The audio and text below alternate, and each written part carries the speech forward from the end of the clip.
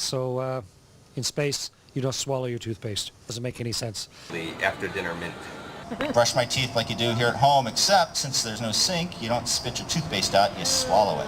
Doesn't make any sense. After brush our teeth, I cannot spit, so what I will do? Guess what? I just swallow it. Doesn't make any sense. Yes, that's right. You just swallow the toothpaste. Doesn't make any sense. Swallow it, and it's sort of like mouthwash. But it tastes a little gross. Doesn't make any sense. Okay, so now what I'm going to do. I've got a mouthful of toothpaste stuff. I got a dirty toothbrush. So what I do is I just swallow the toothpaste. Doesn't make any sense. Because unfortunately there's no sink around here that I can just spit the toothpaste out into. So that's how it's done. Doesn't make any sense.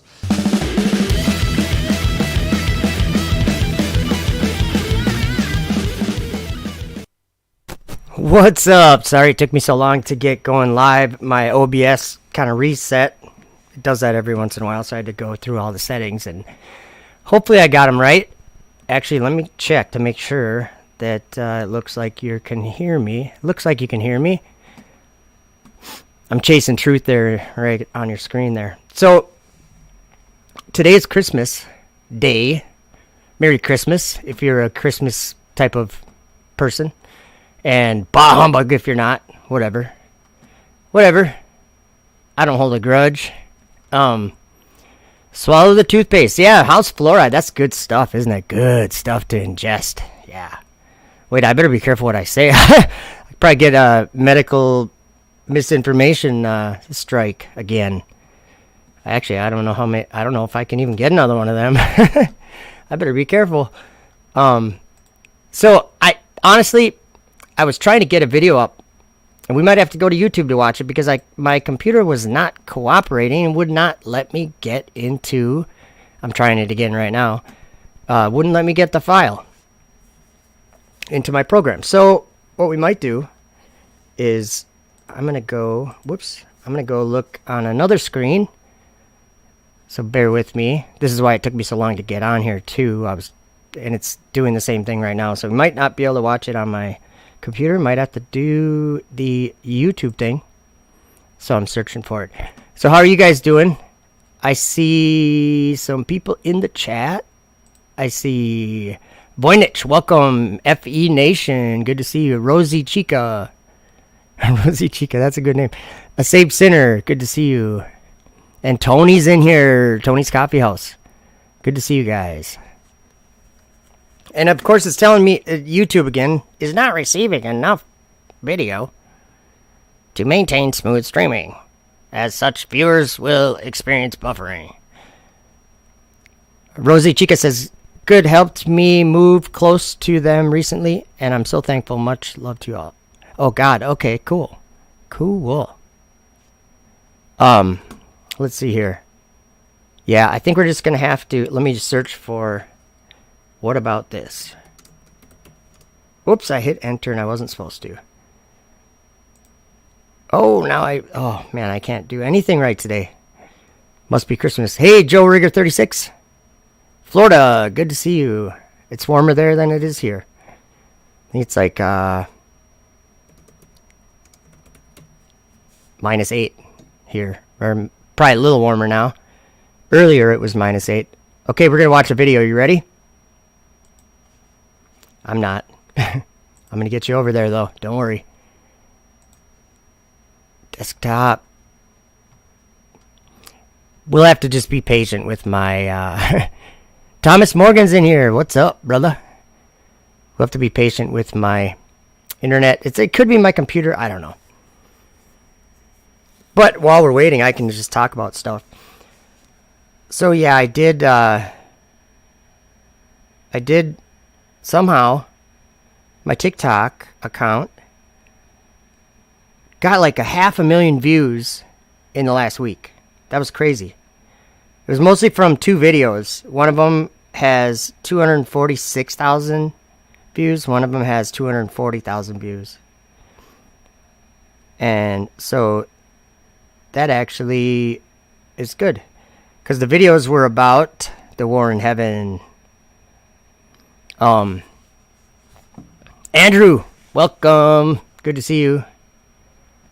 Okay, I think we're finally getting a video here. We'll just be patient with my computer today. All right, here we go. As a NASA scientist, I've gotten to go to several launches and landings of these Falcon rockets, and that's amazing. And I beheld another beast coming up out of the earth, and he had 2 horns like a lamb, and he spake as a dragon. You know, it used to be that you would go to a launch, and a big rocket would go off, and everybody would cheer, and then you'd get in your cars and you'd drive home, and it was all done. The amazing thing now is 7 minutes later, everybody just walks to the other side of the building and watches the first stage of that rocket land. And he doeth great wonders, so that he maketh fire come down from heaven on the earth in the sight of men, and deceiveth them that dwell on the earth by the means of those miracles which he had power to do in the sight of the beast. And that is something that is mind-blowing. Your eyes basically, it does not compute. You cannot believe what you are seeing. Down from heaven on the earth in the sight of men. Because this giant thing comes down from space faster than you could imagine. And this is something that's a several story high building. It's a big thing. It comes careening down, and just before it gets to the ground, it stops, settles down, and then gently lands.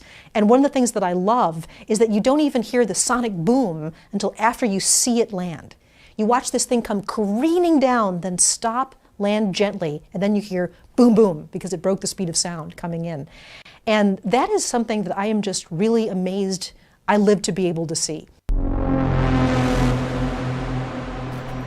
Let's talk about it. Okay.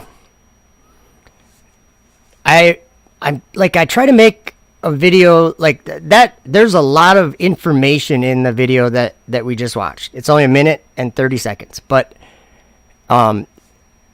let's go to the beginning of it. I want to show you what I see, or I want to explain to you what I see when I listen to her, or when I hear anybody talking about these Falcon 9 rockets, these landing rockets. This is the, what do you call it?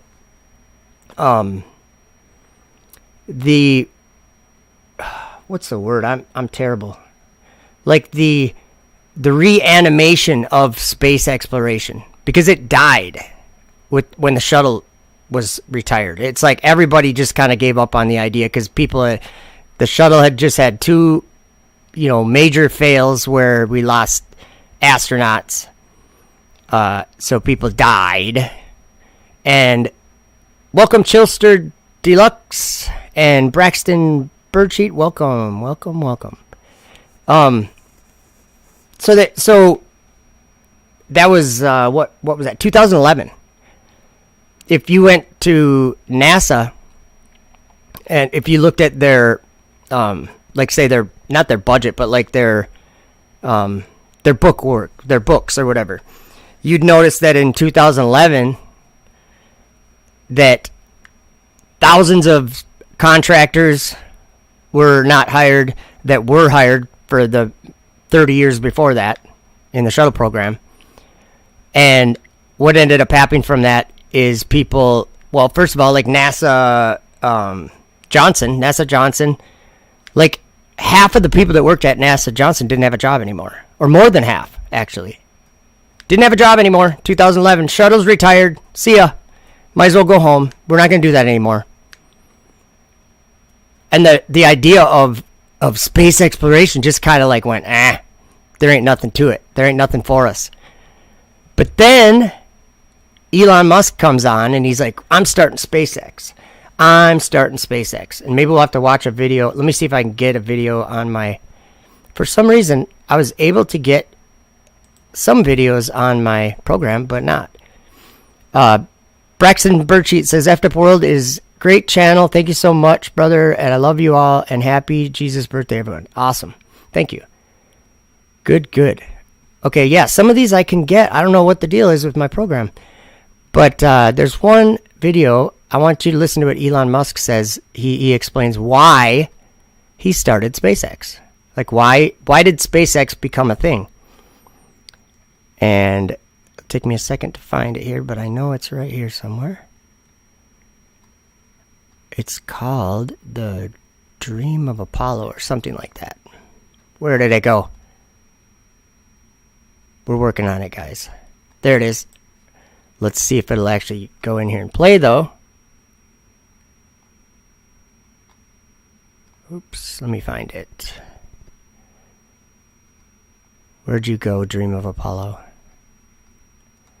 Okay, here we are. All right, we'll try this. I'm not sure it'll work, but hopefully it works. Here we go. Oops, maybe I have to... Oh, boy. So, in space, you don't swallow your toothpaste. Here we go. When we could resume the dream of Apollo.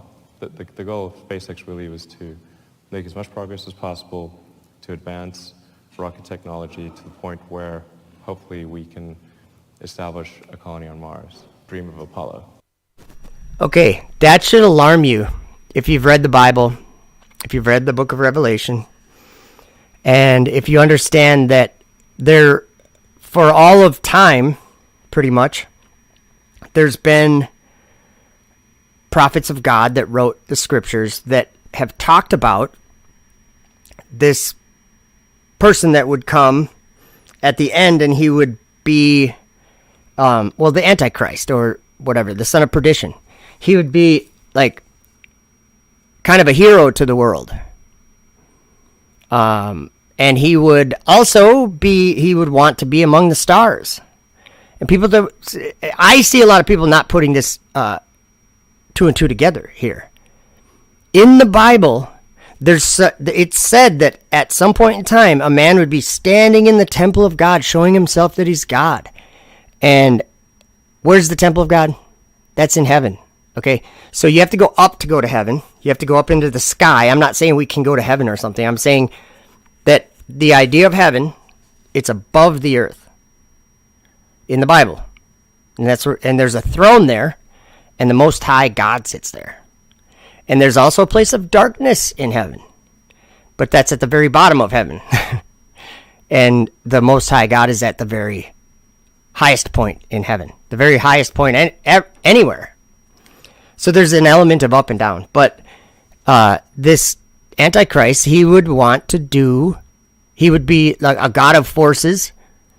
And the thing I want to point out about this video we watched with Michelle Thaler is she's describing a rocket launch and watching a rocket launch and watching it go up, and then it goes so far away that it disappears, or it's too far to see it, and then 6 minutes later or whatever, half of the rocket comes back and lands right there, almost where it took off, just probably a couple miles from where it took off. So when I see that, and this has taken quite a few years for me to kind of grasp some of this, but when I see this guy on your screen, he seems to me like the guy that is playing that role of this, what do you call it? Even almost like savior of the world, This guy here claims that his Neuralink, his brain chip thing,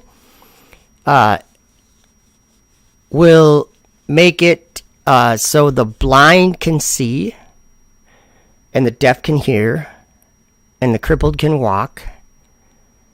And he's making many claims, speaking great things, because that's an interesting thing too about that. I think it's the Assyrian, and in the book of Daniel, he has a mouth that speaks great things and blasphemies. Well, isn't Elon Musk kind of claiming to be able to work miracles, heal the blind and deaf? Well, it's not a miracle. It would be his brain chip. Yeah, I'll say it again. Isn't Elon Musk claiming to do miracles? That's what he's claiming. But is being able to fly a miracle? Is talking on your smartphone to someone on the other, halfway across the world, and just having a normal conversation, is that a miracle? Is that magic? is I'm using a wireless mouse here on my, see this? Or no, you can't see that. See this? I'm using a wireless mouse. So I can make the mouse go up, down.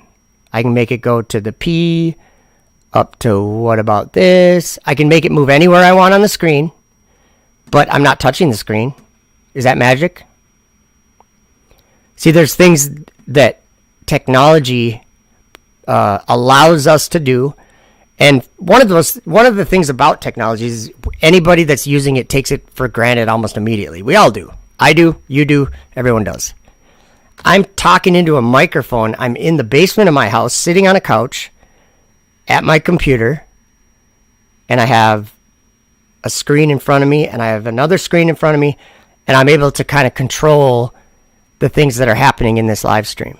I can make you see certain, or not make you, but I can show you different screens. I can show you different videos. I can say different things. And you are all over in different parts of the world and then nowhere near me, right? Is that a miracle? It almost seems like it if we really think about it. It's flying. I mean, flying.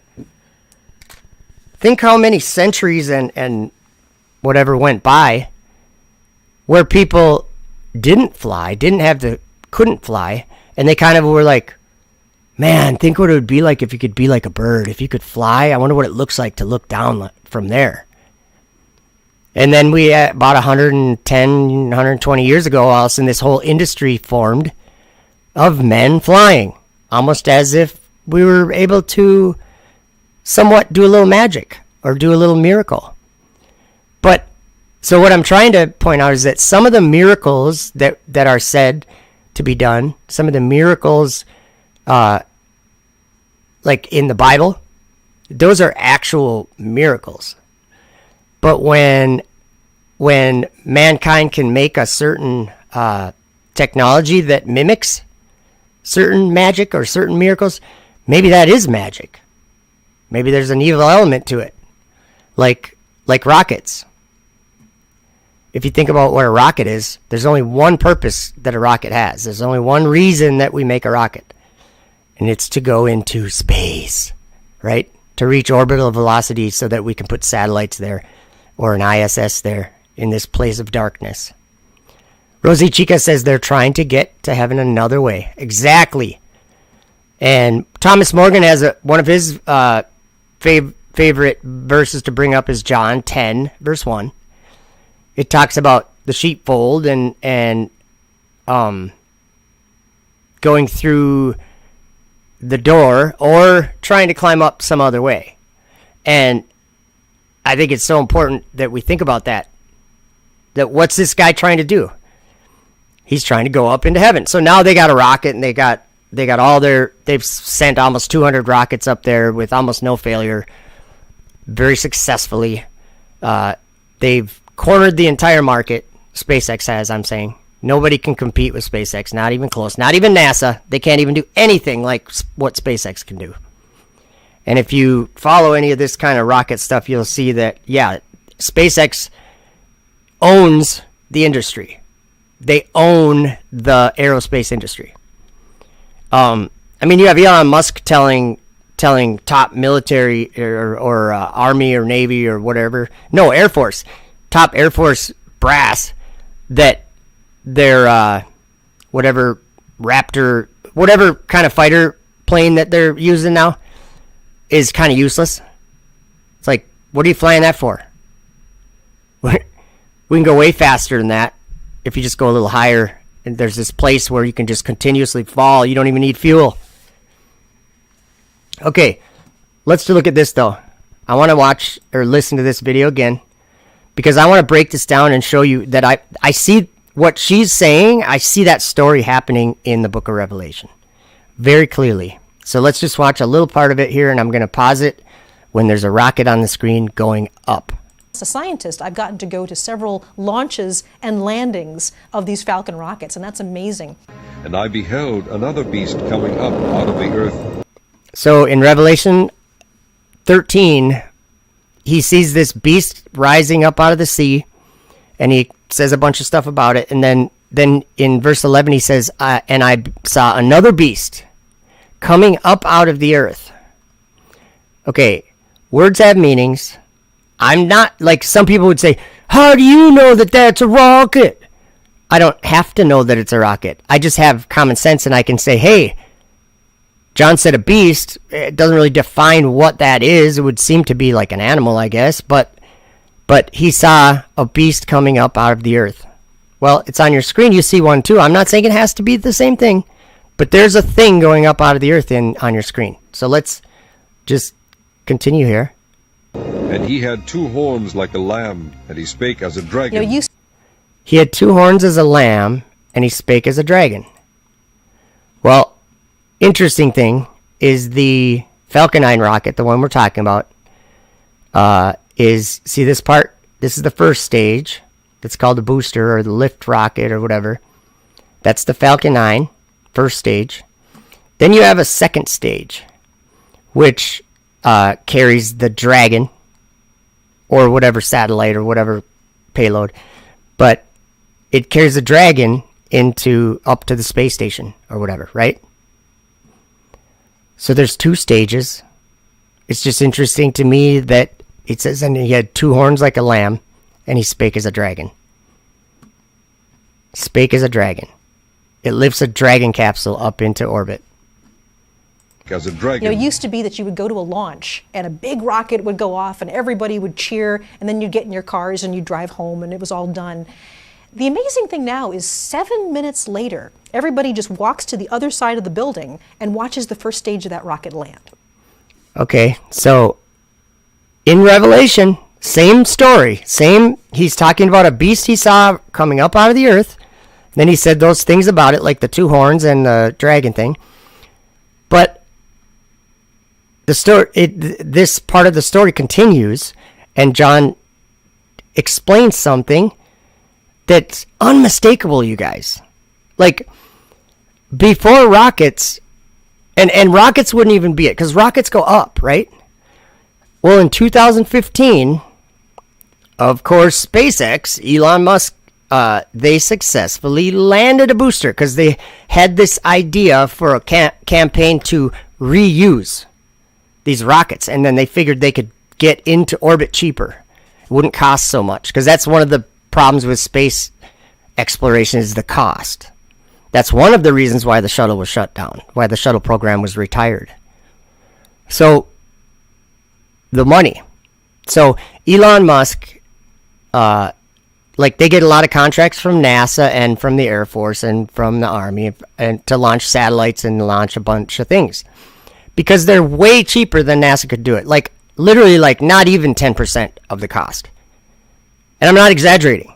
Like, NASA would take, $1 billion to do something that SpaceX could do for $60 million. Or they could do it for less than $60 million. You know what I'm saying? So, there's an industry. Hi, Will. Good to see you. Hope you're having a great day, too. And New Year. Thank you. Appreciate it. Good to see you. So this is the part of the story, the idea of a beast coming up out of the earth, speaking like a dragon, having 2 horns like a lamb, like that, I don't know if that makes sense or not, but this makes it make sense to me. This next part, let's watch this. And he doeth great wonders, so that he maketh fire come down from heaven on the earth in the sight of men. Okay, so something's verified right there that that might not just stand out right away. But when it said, I saw a beast coming up out of the earth, I mean, there's a lot of things that are coming up out of the earth, or possible things coming up out of the earth, like a tree, or some people could think like a ruler comes up out of the earth, like raises to power or something, like, more like, I don't know what the word would be, but what else comes up out of the earth? There's a lot of things that come up out of the earth, but how many of them make fire come down from heaven? That tells us what kind of coming up out of the earth we're talking about.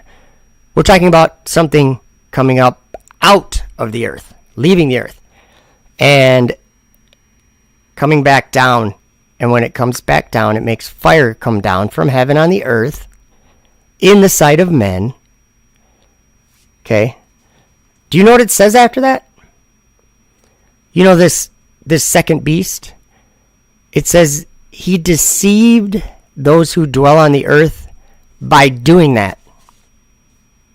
And it calls it a miracle. By doing those miracles that he had power to do in the sight of the beast. Miracles.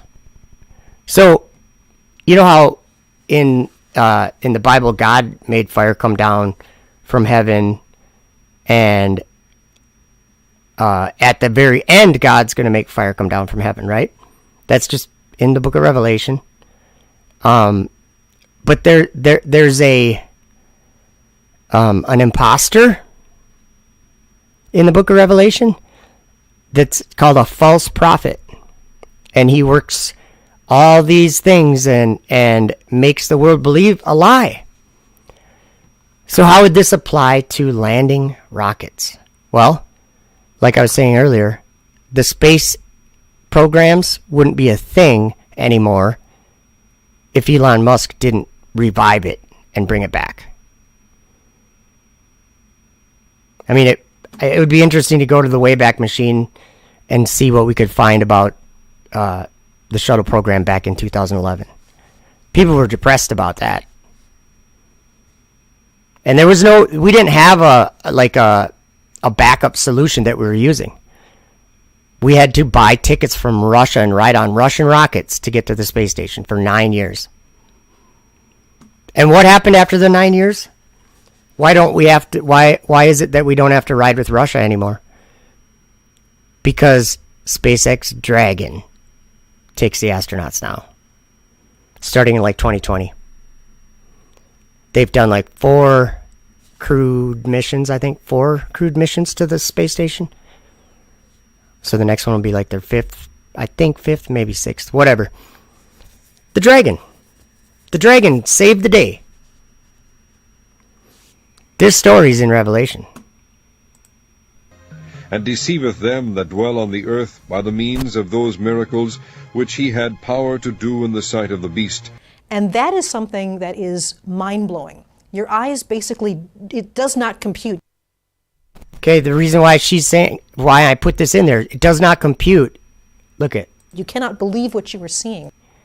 You cannot believe what you are seeing. Now, this is a NASA, she's a NASA scientist, or a NASA, she works at NASA, I can't remember exactly what, she's like an astrophysicist or something, whatever. But she's saying it doesn't compute. You do not, what did she say? I'm gonna go back and rewind it.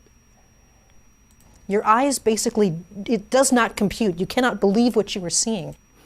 Michelle, that's because it's a miracle from the devil.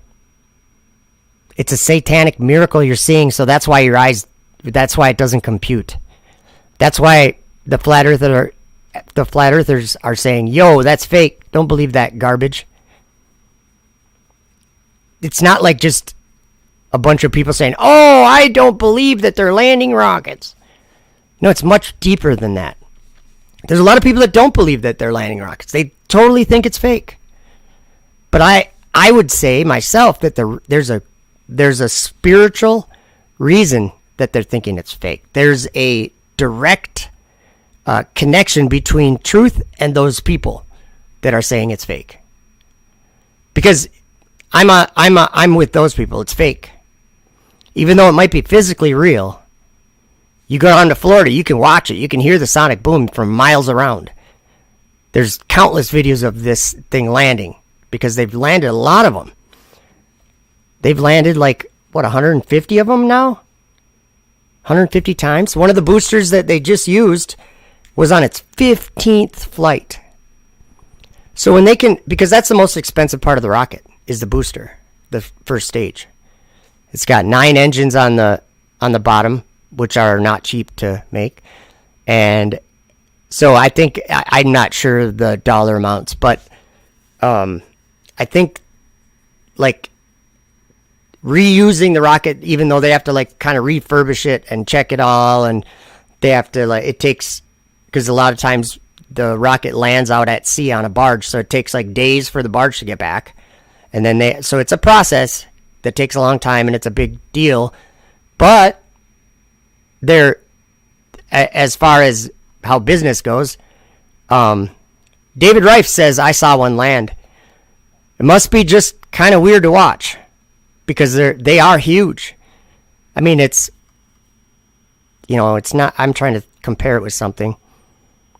They're like 230 feet tall. And if you think of like an office building that's like 20 stories, it's just like that in height. And they're what is it, 13 feet or something in diameter? They're big. But I think this is all part of this story, you guys. And that's why you have people, hey, Stanley, Merry Christmas to you too. Good to see you. That's why people don't believe it. People don't believe it because they see truth. They see that there's truth and that this goes against it. Down from heaven on the earth in the sight of men. Because this giant thing comes down from space faster than you could imagine. And this is something that's a several story high building. It's a big thing. It comes careening down, and just before it gets to the ground, it stops, settles down, and then gently lands. And one of the things that I love is that you don't even hear the sonic boom until after you see it land. What's a sonic boom?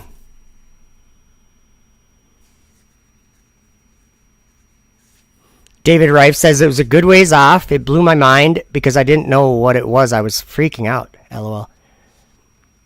I could imagine. I mean, because you could literally be many, many miles away from it and still see it. That's how big it is. I mean, and it comes in like so fast that the sound doesn't even get there till like the thing's almost on the ground, like landing, and it had to slow down and nearly stop before it was on the ground. So it kind of goes down slow. And the interesting thing about this concept of landing a rocket, there's only one way to do it. And you have to do it with fire. They have to use fire. Literal fire in the form of rocket engine thrust. So, if we're honest, let's be honest, let's be crazy honest. Even to the point where it's ridiculous honest. Okay. What could ever, in a realistic world that we live in, what could ever make fire come down from heaven on the earth in the sight of men? In the last 2,000 years, what could do that? Some people say directed energy weapons. I'm like, no, that doesn't fit the story, because the story is that that this came up out of the earth, and then it made fire come back down, and that it was deceiving the world by doing that. I don't think DEWs or whatever they are, directed energy weapons, I don't think they're deceiving the world into worshiping a beast and a dragon. Something interesting. But I'm going to look at some of these comments.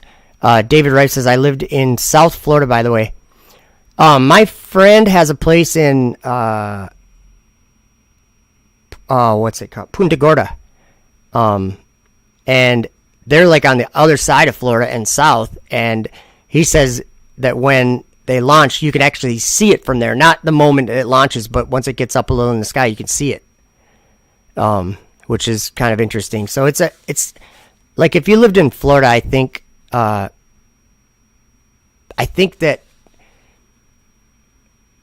if you wanted to, you'd be able to witness it at some point in time. I mean, you can't be too far away from it, but welcome, Benton.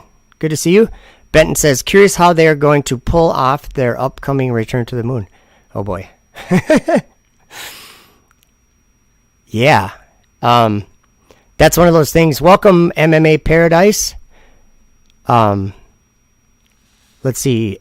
Says, sun sets in a muddy pool. Quran got it completely wrong. Quran 1886. Interesting. And David says, I was in North Palm Beach. Cool. And I know Thomas Morgan has lived in Florida. He's seen some of that stuff, and that actually was, he saw the plume happening in the sky when he was driving truck one morning, and it was it hit him right then. He's like, it's the end of the world. Like, this is it.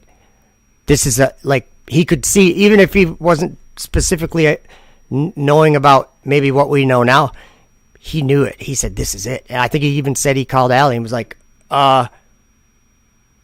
this is it.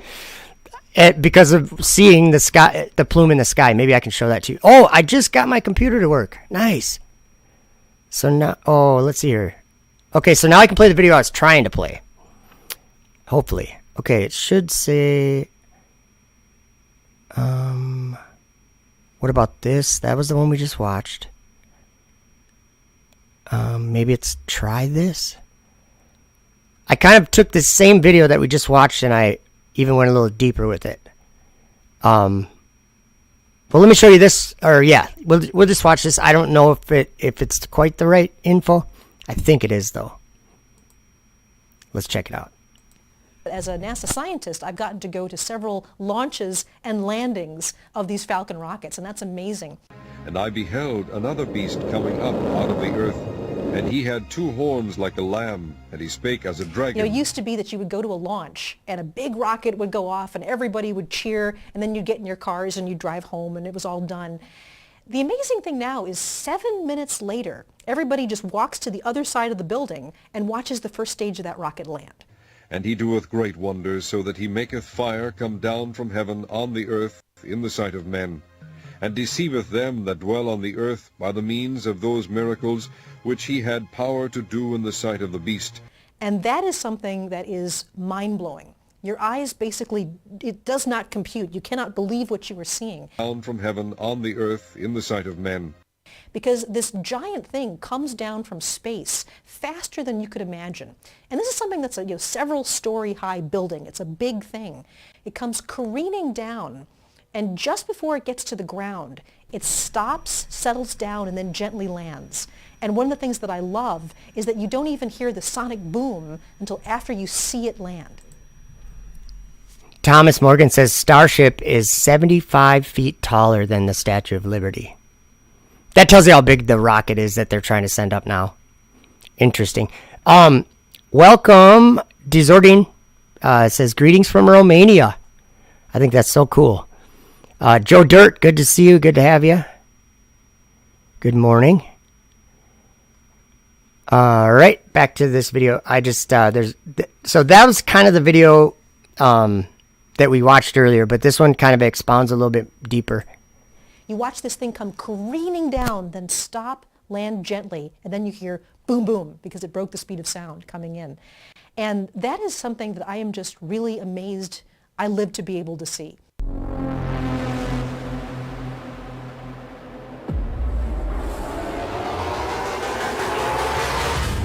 Stage 1 boost rack is starting.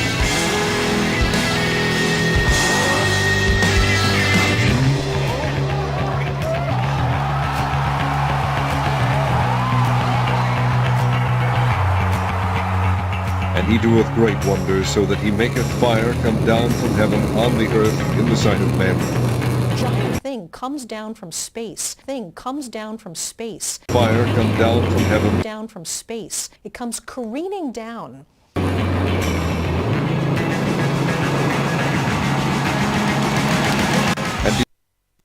So, do you see what I'm trying to do there?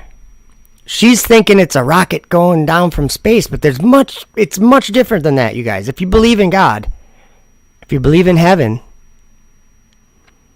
you have to have some kind of conflict in your mind going, what are we doing up there? Really? What's the Tower of Babel? Remember that whole story? God stopped them.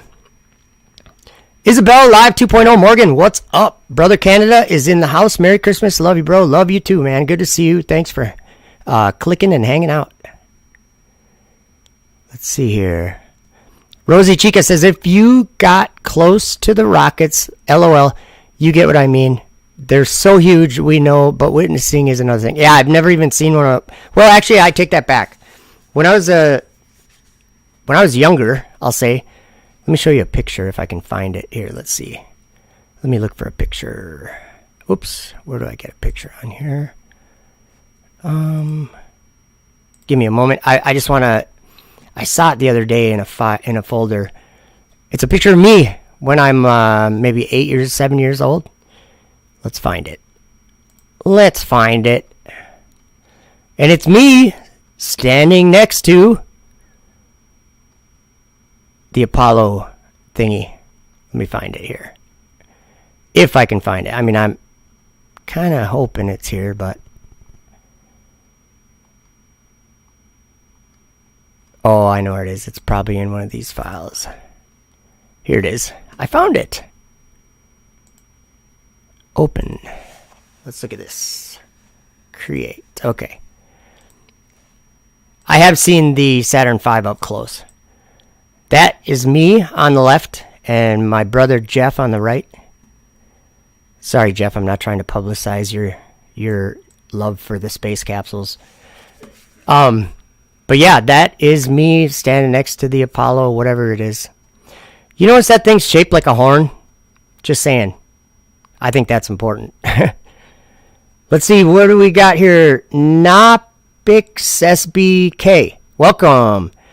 Ooh, greetings from Germany. Cool. So we got Germany, Romania, and probably a bunch of... Oh, we got Canada. Canada, Morgan. So yeah, we got... Hey, Buzzin23's in here. What's up? If I missed any... Oh, MMA Paradise? Did I say hi to you? Well, hello. Mr. Beast YouTube went to Antarctica. Did you guys watch it? No, I don't think... I heard something about it. I heard him and Logan Paul and someone else were going to go there, and maybe they got canceled or something. That's the last I can remember about it anyway. Gary White Bango, what's up? Good to see you. Zetetic Warriors in here. Enjoying your videos lately. Good to see all you guys. Awesome. So, this is a picture of me next to a space capsule. Yeah, I bet you didn't think you'd ever see that. So, I'm trying to point out in this video that this matches this story that's in Revelation. It does. It's just that some of the words might be understood differently. Like, Michelle Thaler might say space, where I might say darkness instead. Like, it's the same thing, but it's maybe a different way to understand it. I understand it as darkness, and not necessarily a good darkness. But hey, Salted Cedar, what's up? You guys are awesome. Good to see you, everyone. Okay, here we go. Let's continue. Deceiveth them that dwell on the earth by the means of those miracles Your eyes basically, it does not compute. You cannot believe what you are seeing. down from heaven on the earth in the sight of men. Because this... And deceiveth them that dwell on the earth by the means of those miracles which he had power to do in the sight of the beast.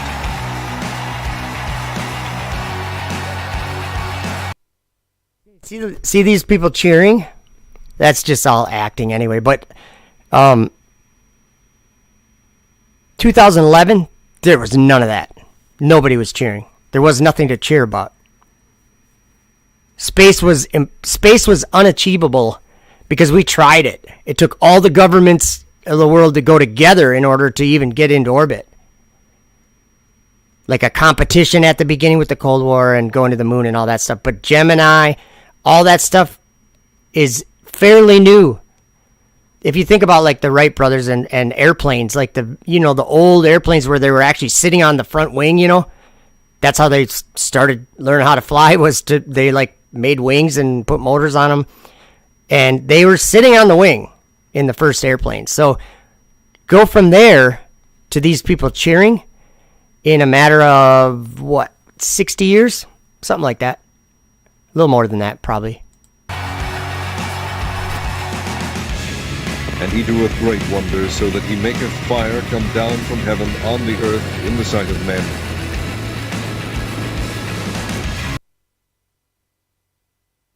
So when we see that, like I brought up the directed energy weapons. What's another kind of fire coming down from the sky?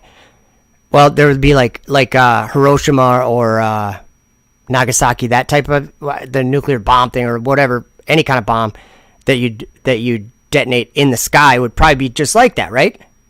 It'd be fire coming down from the sky. But the context is that this beast came up out of the earth and it was doing, it said it spake as a dragon, and it had two horns like a lamb. And then it said, and it made fire come down. It said it does great wonders and makes fire come down from the sky in the sight of people. And it also deceived those who dwell on the earth by doing that.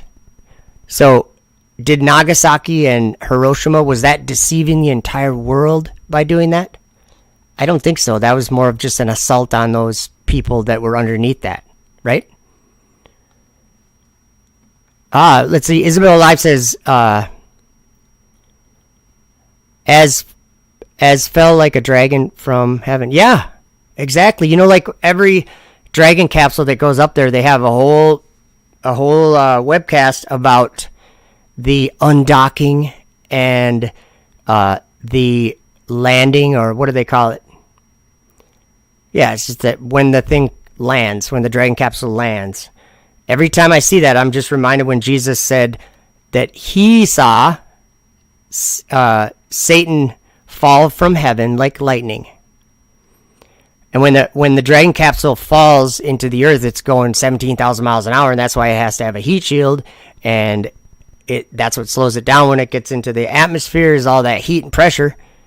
And like, I'm not pretending to understand the heavens, and I don't think anybody does, but there are certain things that happen when we light certain things on fire, like explosives or solid rocket boosters, or we mix fuels like liquid methane and liquid oxygen, and they make a super bunch of thrust that's actually something that I think is incomprehensible. What's the right word there? Uncomprehensible? Incomprehensible? I don't know what the right word is. You get what I'm saying. The amount of force the amount of energy that a rocket engine can produce by going through gallons and gallons and crazy amounts of fuel. Okay, let's continue. Sorry, guys.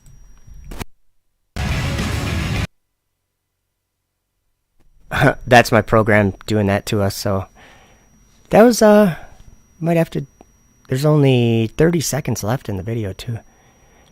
I'm going to go to the chat here and while my computer sits and thinks about what it's doing here. Let's see. Andrew says, truth is that great fight. Chillster Deluxe, that's exactly what I'm talking about. It says, but the last 30 years were all the same, no progression. That's exactly what I'm talking about. Is like, it actually ended almost. If you go, like, maybe we will go back to the Wayback Machine and see what we can, just look at some NASA stuff back then and some of the articles maybe, and I'm pretty sure that we're going to find a lot of what the space people would call like sadness. Oh, we can't achieve this. We can't do it. And that's actually, Elon Musk talks about that. He's like, I wanted to go to Mars. I thought we were going to Mars and stuff. And when I looked at NASA, they didn't have any programs that went to Mars. So I started SpaceX so that we could be a spacefaring civilization. That's exactly what the false prophet's going to do. Stand in the temple of God, showing himself that he's God. Elon Musk says, I'm going to create a new world for humanity. It's called Mars. I'm just saying. Here's another one. Daniel had a vision, and here's just one beast, just one of the beasts that he saw. If you look at the details, the specific details that Daniel gives, it looks a lot like a flying machine. Check this out. In the first year of Belshazzar, king of Babylon, Daniel had a dream and visions of his head upon his bed. Then he wrote the dream and told the sum of the matters. Daniel spake and said, I saw in my vision by night, and behold, the four winds of the heavens strove upon the great sea. And four great beasts came up from the sea, diverse one from another. The first was like a lion, and had eagle's wings. I beheld till the wings thereof were plucked. And it was lifted up from the earth, and made stand upon the feet as a man, and a man's heart was given to it. I saw in my vision by night, and behold, the four winds of the heavens strove upon the great sea. So he's talking about the sky, because he said the great sea he's talking about is not the ocean on the earth. It's because he's talking about the great winds, or the winds of heaven. Let's rewind it a little bit. Okay. To it. I saw in my vision by night, and behold, the four winds of the heavens strove upon the great sea. And 4 great beasts came up from the sea, diverse one from another. The first was like a lion, and had eagle's wings. So it had wings, guys. This is just the first beast. He saw 4, but the first one is what we're looking at. And I'm just comparing it with the space shuttle here because there's a lot of similarity in these two stories, like what I'm talking about, the space shuttle being retired. Well, Daniel saw this beast that had wings, and it was being lifted up from the earth, and then he saw the wings being plucked. And I'm just thinking of the shuttle retirement. I mean, it just makes a lot of sense to me. I beheld till the wings thereof were plucked.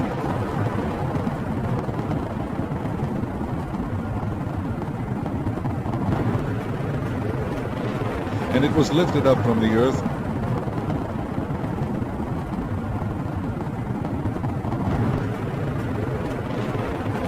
and made stand upon the feet as a man, and a man's heart was given to it.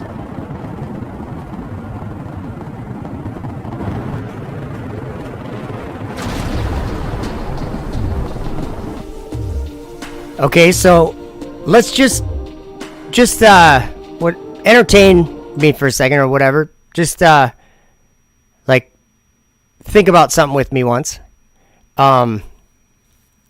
Okay, so let's just pretend that if Daniel was describing something like the space shuttle, what happened after that? Okay, so if the wings were being plucked, say that was the shuttle retiring. What happened then?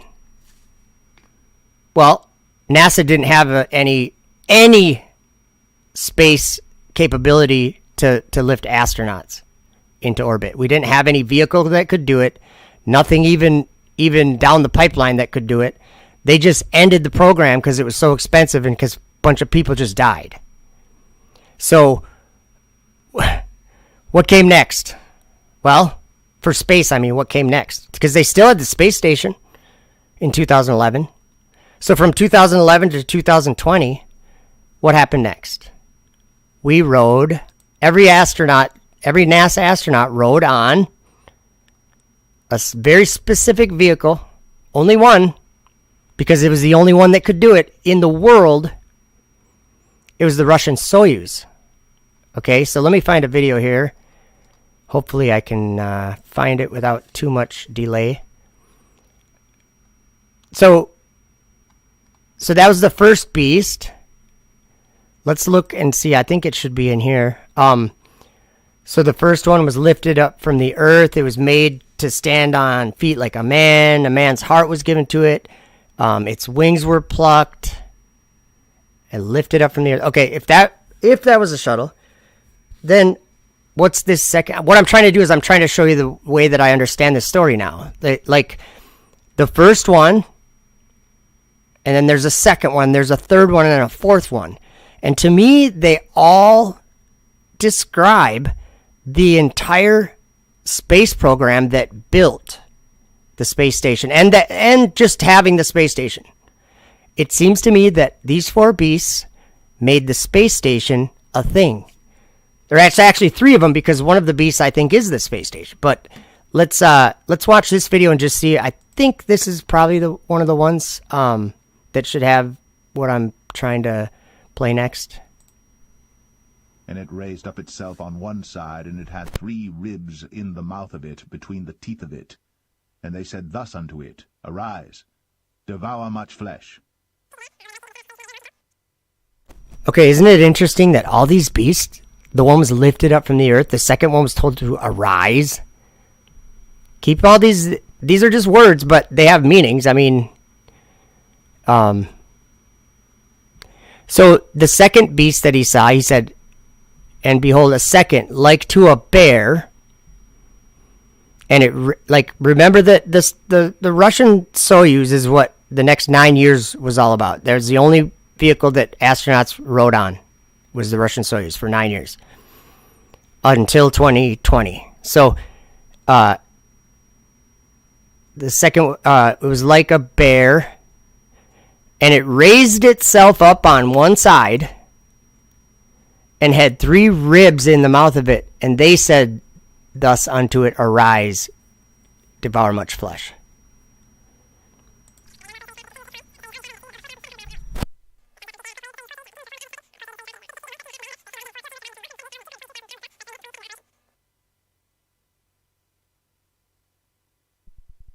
I'll read this. Since the U.S. shuttle program retired in 2011, the only possible way for astronauts to travel to and from the ISS is to buy tickets from Russia.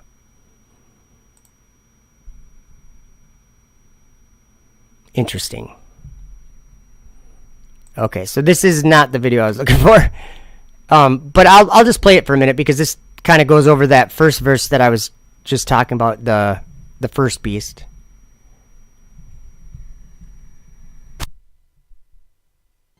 The first was like a lion, and had eagle's wings. I beheld till the wings thereof were plucked, and it was lifted up from the earth, and made stand upon the feet as a man, and a man's heart was given to it. I beheld till the wings thereof were plucked, and it was lifted up from the earth, and made stand upon the feet as a man, and a man's heart was given to it. So that was the Daniel 7 verse 4. But now Daniel 7 verse 6, listen to this. This is, okay, if you read the story that Daniel's seeing happen in Daniel 7, it was like a vision or like a dream. But he was told that it was of the end of the world. He's like, we're gonna see these things happening at the end of the world. And they were shown to Daniel. Well, Daniel 7:6, this is the third one that he sees. And listen to the description.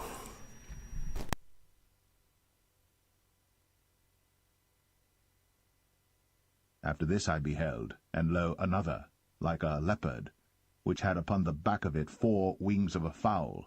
The beast had also 4 heads, and dominion was given to it.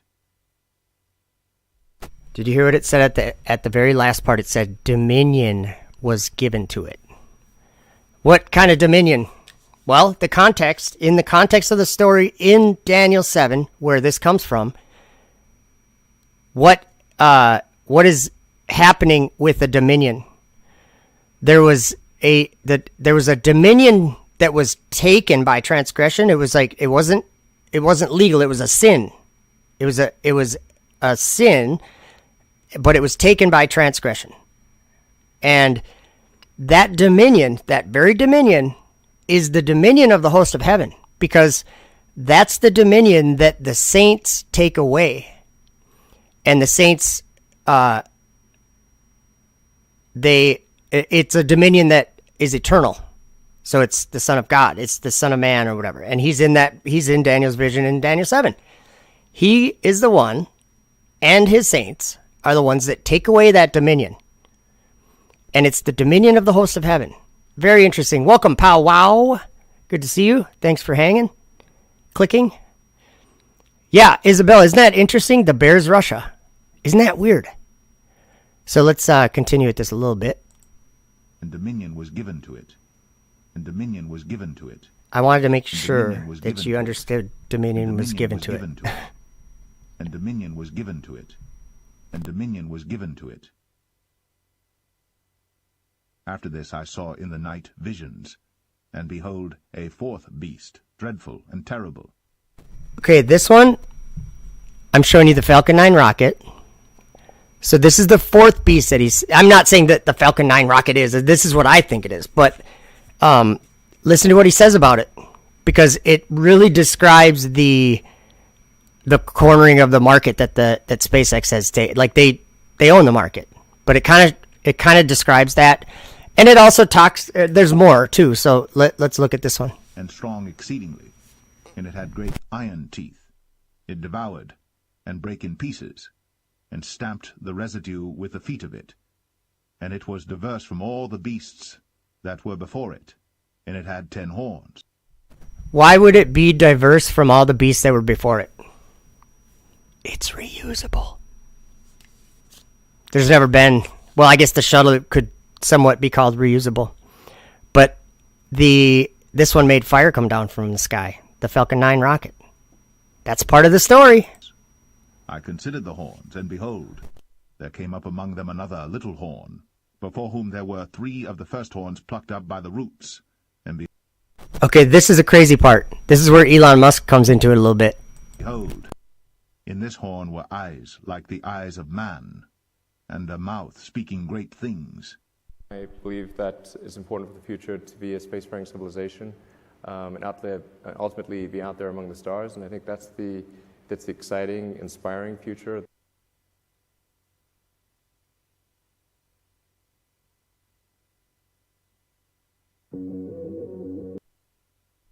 Okay, so then it just goes to some SpaceX propaganda.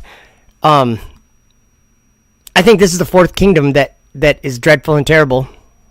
And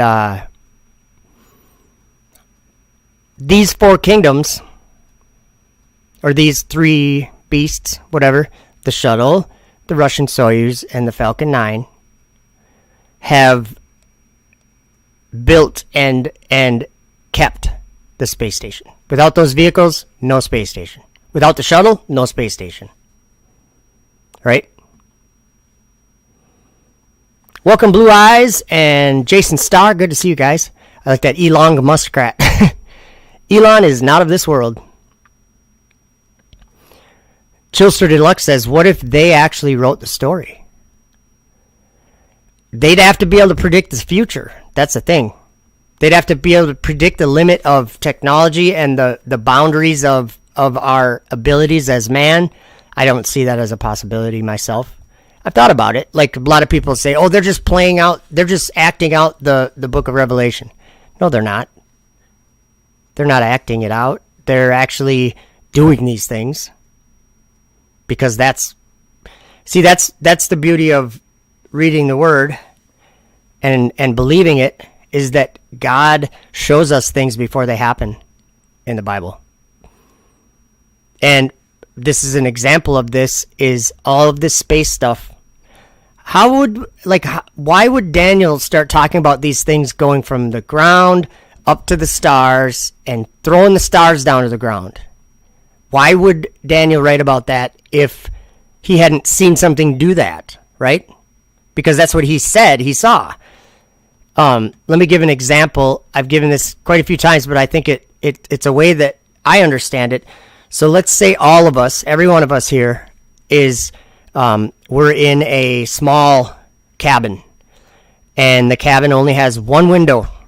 Okay, we're all in there, and the window is a small window, so that only one of us can actually get our face in front of it. When we look out the window, no one else can see. So there's only one person looking out the window, and we're all asking the person looking out the window, what's out there? What do you see? What's out there? And they say, I'll use Thomas's example. They see, it looks like a big sort of box that has wheels, many wheels on it, and it's kind of loud, and there's a man in it behind this round thing and that he's turning, and it looks to be moving. It's moving now, and it looks like it has cargo in the back or something, and it looks like, so Thomas drives a semi-truck. So what if I said, what do you see out there? And they said, I see a horizon of water. I see water. As far as I can see, I see water. But I can see the sky. And you get an idea of what someone's seeing with their description, because words have meanings, and we know what the words mean. I mean, if I told you it looked sunny out, you'd know that it wasn't cloudy, right? It'd be sunny instead. I mean, it's just a simple description of what of a scene or whatever. So that's, to me, interesting.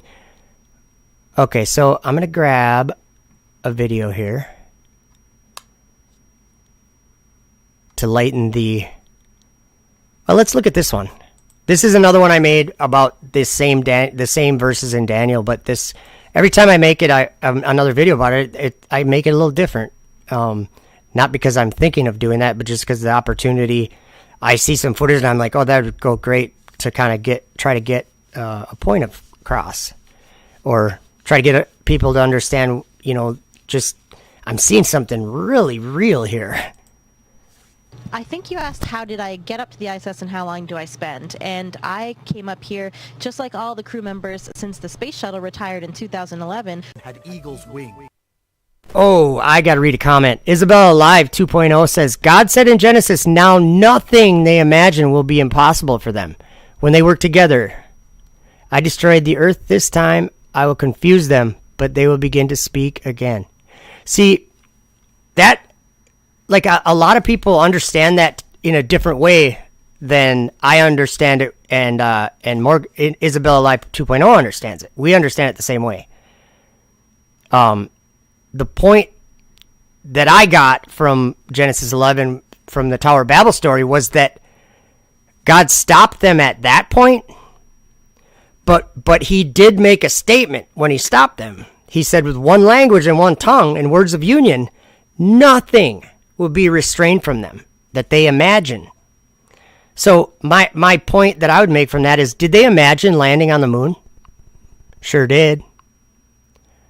So when in 2 Thessalonians, I think, when it says God will send them strong delusion so they believe a lie, I think if we think about the scope of strong delusion when God, the creator of all things, is sending it, I would say that delusion would be strong, and it with strong being defined in a new way.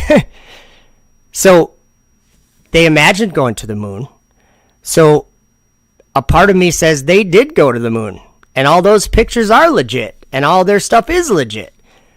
But I think that it's a deception, because the moon's a light, and we can read that in Genesis also. God made two great lights and placed them in the firmament. One of them is the sun, one of them is the moon. One's the lesser light. So they think it's a rock. I don't. But I think that I do think that Neil Armstrong and Buzz Aldrin, I think that they sensed something wrong with what was happening after the fact, but that they did experience those things. They actually thought they were walking on the moon. Maybe they were, but I do believe that it's strong delusion sent by God, so that they believe this huge lie that we've been talking about for 7-8 years. There we go. Blue Eye says, though you soar like the eagle and make your nest among the stars, from there I will bring you down, saith the Lord. I think Thomas Morgan actually put that in there too, a little ways up. Is that Amos 9? Or no, is that, that's Obadiah 1:4. Thomas put Amos 9:2, I think, or something. Let me look up here. Find it. Is it a ways up? Oh, there. Or no, that's not it. Still looking. Thomas Morgan also put Isaiah 24 verse 6. This is a good one. Therefore hath the curse devoured the earth, and they that dwell therein are desolate. Therefore the inhabitants of the earth are burned, and few men left. That's a prophecy. That's something that's foretold to happen, which is kind of scary. To be honest, it's kind of real scary. I couldn't see that comment where Thomas put Amos. I saw it earlier. It's got to be right here somewhere. I think it's the one where it says, though they dig down to hell and they climb up to heaven, thence will I bring them down, or something like that. Where did that one go? I'm going to look for about 2 more seconds, and then I'm bailing on it. I'll bet you anything Thomas already put it in the chat at the bottom again. I'm going to look and see. Nope, not yet. Okay, let's watch this though. So on this, I actually put like Beast 1. I want you to understand what I think is being described, because it does make sense. It really does. I beheld till the wings thereof were plucked. Since the space shuttle retired in 2011. And it was lifted up from the earth, and made stand upon the feet as a man, and a man's heart was given to it. First was like So maybe I'm going to start it over at the beginning because I think we missed what she said. She's answering a question that came from some student or something, and she's talking about the Russian Soyuz and why that's the only way they can get up there. I think you asked how did I get up to the ISS and how long do I spend, and I came up here just like all the crew members since the space shuttle retired in 2011. Had eagle's wings. I beheld till the wings thereof were plucked. Since the space shuttle retired in 2011. And it was lifted up from the earth and made stand upon the feet as a man, and a man's heart was given to it. First was like a lion and had eagle's wings. I beheld till the wings thereof were plucked. Since the space shuttle retired in 2011. And it was lifted up from the earth and made stand upon the feet as a man, and a man's heart was given to it. We all fly on the Russian Soyuz rocket and Soyuz spacecraft. And behold, another beast, a second like to a bear. We all fly on the Russian Soyuz rocket and Soyuz spacecraft. Like to a bear. And it raised up itself on one side, and it had 3 ribs in the mouth of it, between the teeth of it. And they said thus unto it, Arise, devour much flesh. Look at the image. That's if you type in Russian Soyuz capsule or whatever into Google Images, you're gonna see this image right here. You're gonna see 3 astronauts looking like, kind of like they're, what did it say?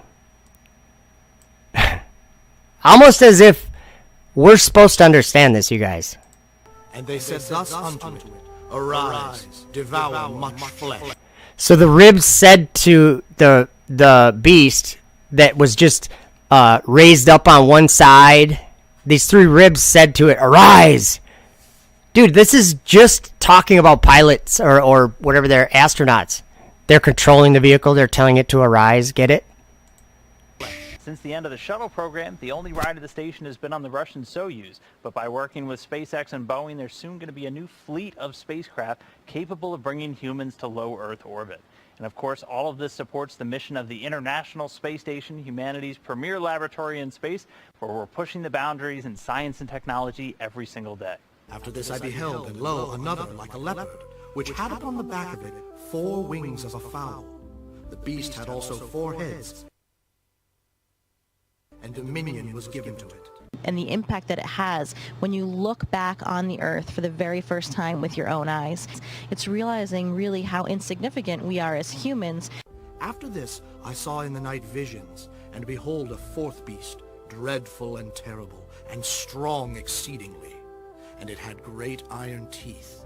It devoured and brake in pieces, and stamped the residue with the feet of it. And it was diverse from all the beasts that were before it. And it had 10 horns. And I beheld another... Sorry, that's me. I'm trying to open up my TikTok on the other screen, so I got to show you something. So I just have to give this a minute, or it'll do that again. Maybe it will for longer than a minute. We'll see. Because I just pressed play and it's not playing. I love that. I've actually been working on cleaning up my computer. I ran like something to like whatever make the performance better, and just because I have so much in this computer, I need to lose some of it. Yeah, Zetetic Warrior, that's right on. You know what? Zetetic Warrior says how insignificant we are as humans, thus the agenda. It is the agenda. Whoops, we're still trying to play here. And actually, this part of the video we kind of covered already. We already kind of covered this beast coming up out of the earth in Revelation. So let's go over. Oops, we're still waiting on my TikTok. Let's see here. My computer's really slow. Sorry, guys. Thank you, Braxton Birchie. You know what's funny? Braxton says, Afterworld, you are spot on about this. You've been touched by the true God.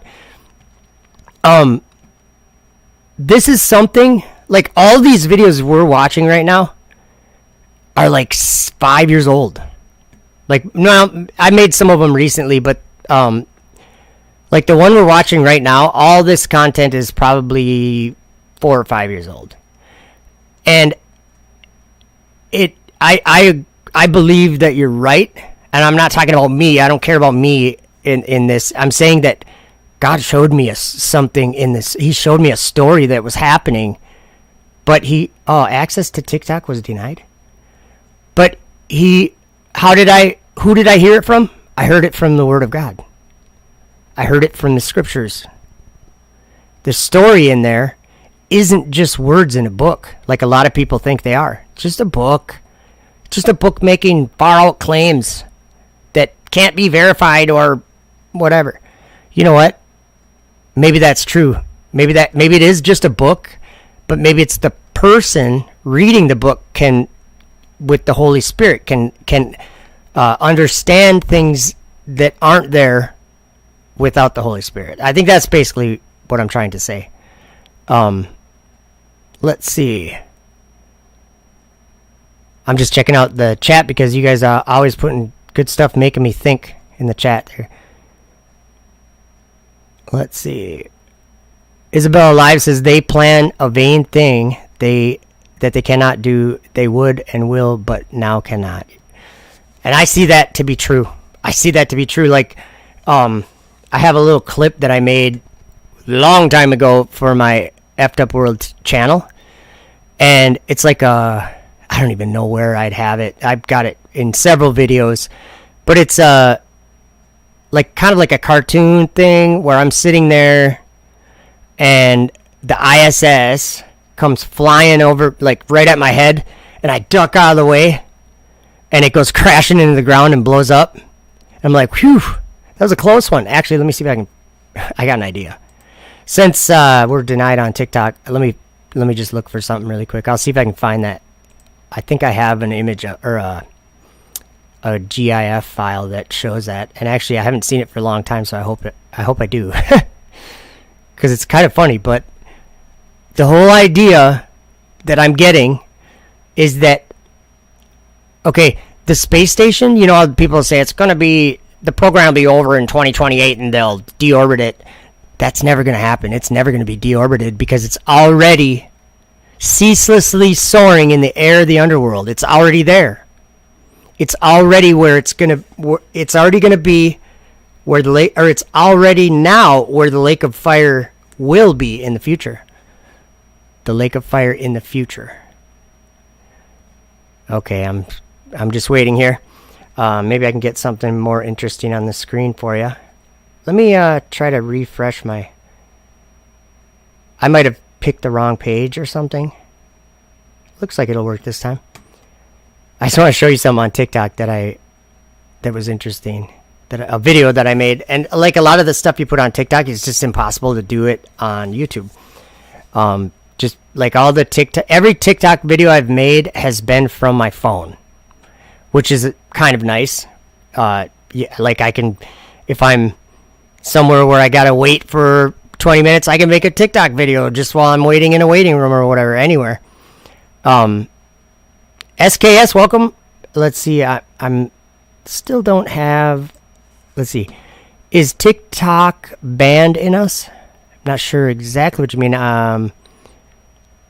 They took down, I put Enoch chapter 56 and 57 on there last night, and the sound was removed, which was kind of lame.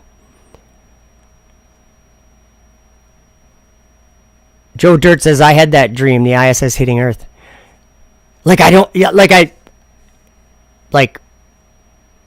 However that would happen, like I do see that as a thing, I guess. Like, the idea of it deorbiting, like physically and burning up in the atmosphere, I don't see that happening. Because you know how in Revelation it says, like, when at the very end, when God throws the dragon into the lake of fire, it says that the false prophet and the beast were already there. They're already in that place. I think it's just low Earth orbit. We live in a world with modern terms and all this, ooh, we're so technologically advanced. Well, just think of simple words, and all of a sudden you might be able to understand what the prophets are pointing out. I don't know. Just something to think about. Tony's back. Tony's here, still here, not just not watching chat. Sorry, hiya. Sure, Tony, you're probably just watching somebody else's video and then coming here and commenting and then leaving again. That's probably. I'm just kidding. By the way, you guys, Tony, put a link to your channel, would you? I just want to share Tony's channel. Like, Tony ain't all about being popular or something. He's more about just what he does. I'm not going to try to describe what he does in one word or something, but he does Bible studies in the morning. He's like the morning guy. He's like the morning show for me. I go to his channel every day. He doesn't stream every single day, but I think pretty much every single day. So what I do is I go over there, and usually it's when I'm getting ready for work, or I'm getting driving to work or whatever. Or a lot of times I'll wake up, because I'll wake up way before I actually get up. I'll wake up and I'll usually go back to sleep for a little while or whatever.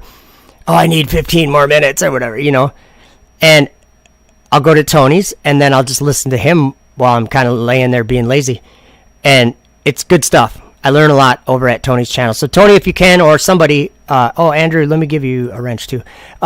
If anybody wants to drop a link to Tony's channel or your own channel, whatever, that's fine. I'm all about the links. I'm always all about the links. Here's my TikTok. So, yeah, this one right here, sound was removed. Let me find something though I gotta show you. Let's see here. Where is it? Where is it? I guess it was a little while ago. Here's a community guidelines violation.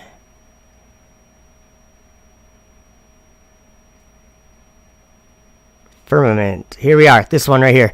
Listen to Elon Musk quoting the Bible. But he's not quoting the Bible, but he actually is and just doesn't know it. Really? Crazy. Let's see if we can watch this on YouTube. No sound? Oh, there we go. Sorry, guys. Ultimately be out there among the stars. I believe that it's important for the future to be a spacefaring civilization, and ultimately be out there among the stars. Be out there among the stars. Though thou exalt thyself as the eagle, and though thou set thy nest among the stars, thence will I bring thee down, saith the Lord. Be out there among the stars. Among the stars. Be out there among the stars. And though thou set thy nest among the stars. If the future does not include being out there among the stars, based on the moon, and expanding beyond Earth, and among the stars, be out there among the stars, life becoming multiplanetary. Kid never heard of the firmament. Kid never heard of the firmament. So let me ask this question. Why? Okay. It's foretold that there would be someone who would plant his nest among the stars. He would talk about setting his kingdom or whatever, setting his house on the stars in the heavens. How is it that not every single Bible believing person talking about the Bible is not talking about this? Why aren't they talking about Elon Musk? I have no idea, you guys. I have no clue. Maybe it's because they don't care what Scripture says, and they have these important things that they feel like are more important than what the Holy Spirit can warn us about. And I'm not trying to rip on anyone. I'm just saying that I don't understand it. I don't get it. Welcome, Gary's Arc View. Good to see you again. Awesome. And Shielded Sugar 68. Awesome to see you guys. Yeah, sub to Tony. He's great. In the morning, he's just a down-to-earth guy that has a lot of scriptural knowledge and also a very good understanding of it all, I guess. Like, I learn a lot from Tony. And just listening to him go, and he's not just talking, he's actually in the scriptures on Blue Letter Bible, and he's looking up the definitions of words, or the, like the Greek and Hebrew meanings of words and stuff like that. Tony's is definitely a good place. There's a lot of people that go there every day, hang out, and so it's awesome to, if you sub over there, check his channel out. Thomas Morgan put in Amos 9 verse 2. Thanks, Thomas. Though they dig into hell, thence shall mine hand take them. Though they climb up to heaven, thence will I bring them down. So there's one reason why Elon made SpaceX. And he said it was to continue the dream of Apollo. And actually, let me find a video. It's another TikTok video about him again. Right here. Let's watch this one. The goal of SpaceX is to try to advance rocket technology, and in particular to try to crack a problem that I think is vital for humanity to become a spacefaring civilization. To try to crack the firmament. So that's exactly what he said, though. He didn't say the word firmament, but listen to what he says very carefully. It makes sense what he says, and to someone who believes in the firmament, it says something very clear. The goal of SpaceX is to try to advance rocket technology, and in particular to try to crack a problem that I think is vital for humanity to become a spacefaring civilization. To try. So if humanity is going to become a spacefaring civilization, there's a problem that we need to crack. Just think about it. Think about it. Interesting. Here we go. Let's see. And see these comments here? Out of context. So if I crack a fart, what am I saying? Don't be ridiculous. Didn't you hear what he said, Chris James Music? He said a problem that they need to crack in order for what? For people to live in space. So of course it's something above us. Like, yeah. Kid never heard of the firmament. Let's see here. Okay, let's go back. I'll show you a couple videos. Here's the two that got a lot of views, or two of them that got a lot of views. Let's watch them. This is a real war in heaven. SpaceX Dragon is fighting with Michael's angels. The angels holding back the winds. They say it is just a rocket launch. No, it's angels at war. In the sky. And it has been foretold for thousands of years.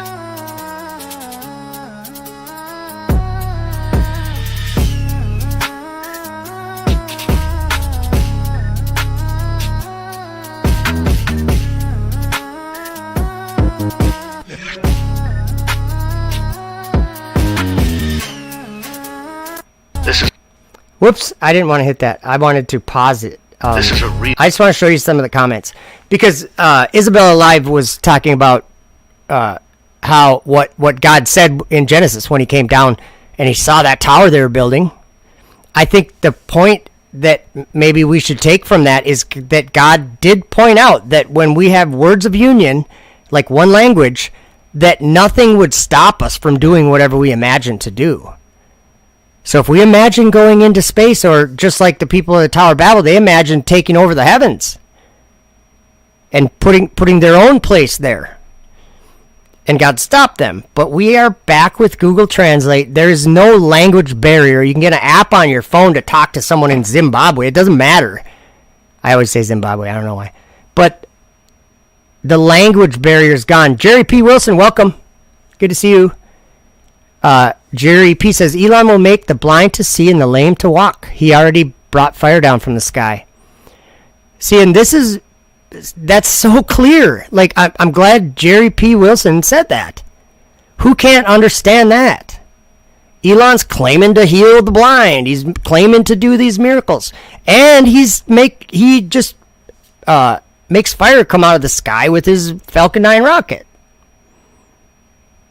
And I think that combined with the flat earth people saying, this is BS, there's no rocket landing, that should be something we all think about. Because if they're landing rockets, what is the Bible saying about the fire coming down from the sky? That it's a lie. It's a lie to deceive men that live on earth. And he did deceive men that live on the earth by the means of those miracles that he had power to do in the sight of the beast. That's talking about the fire coming down. So that's the miracle. So it's not physics. It's not just physics. It's a satanic miracle. That's something to think about. So thank you, Jerry P. Wilson, for saying that in such a simple, clear way. Elon will make the blind to see and the lame to walk. He already brought fire down from the sky. Wow. Andrew says they ain't doing anything but what God lets them. That's true too.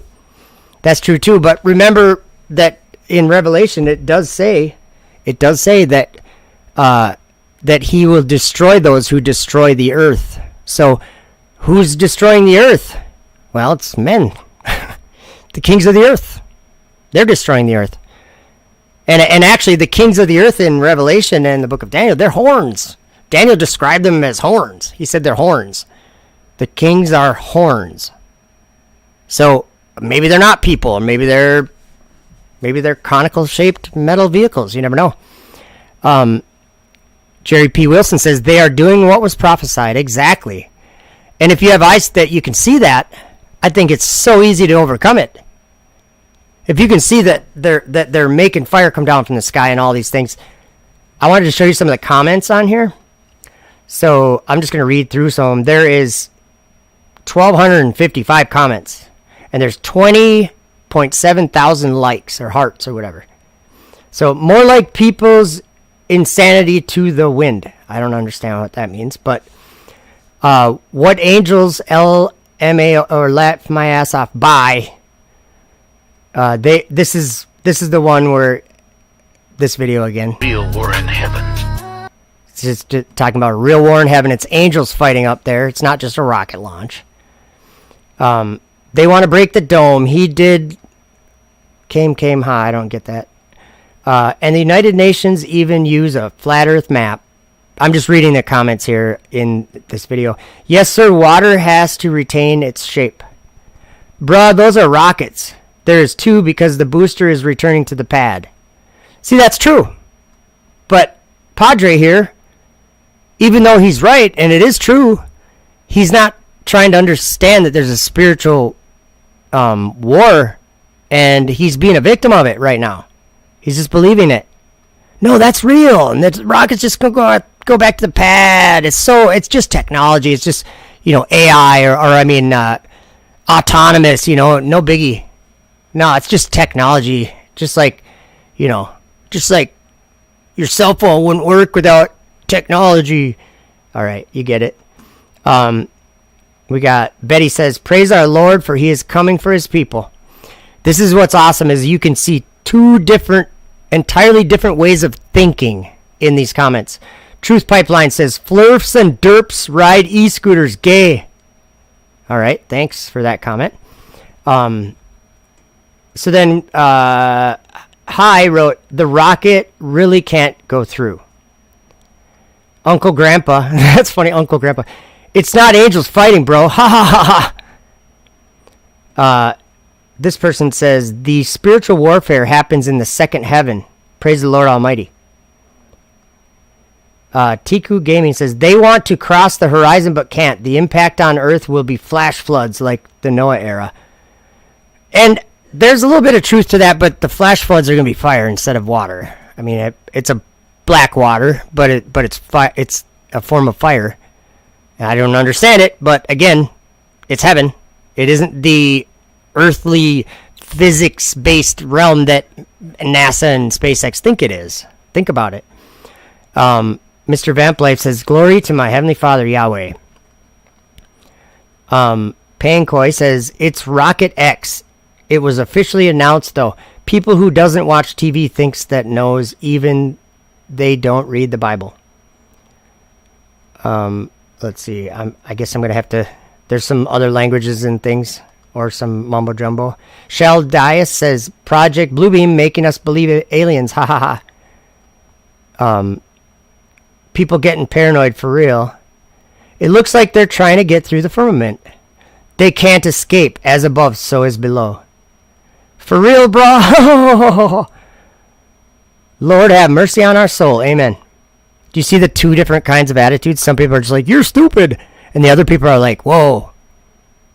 Like, seek God. Seek truth.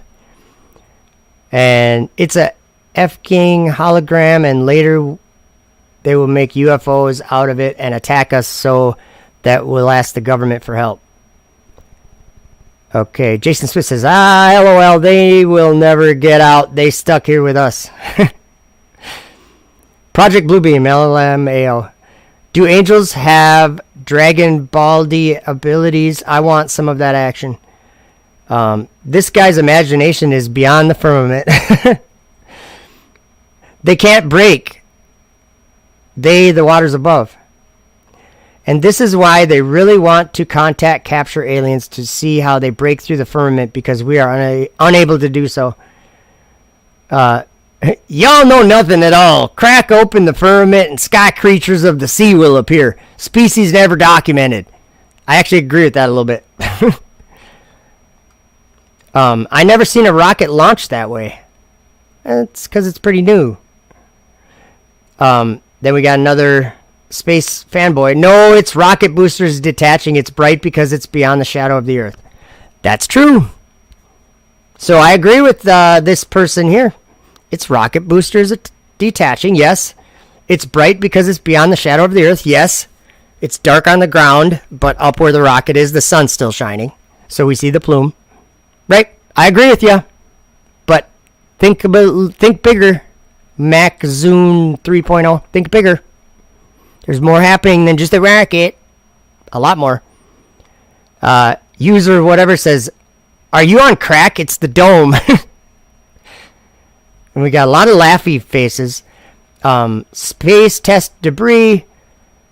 Prince JM448 says, some people here cannot fully understand the biblical history then. The one-on-one fight never stops. That's interesting. Zulal speaks in German.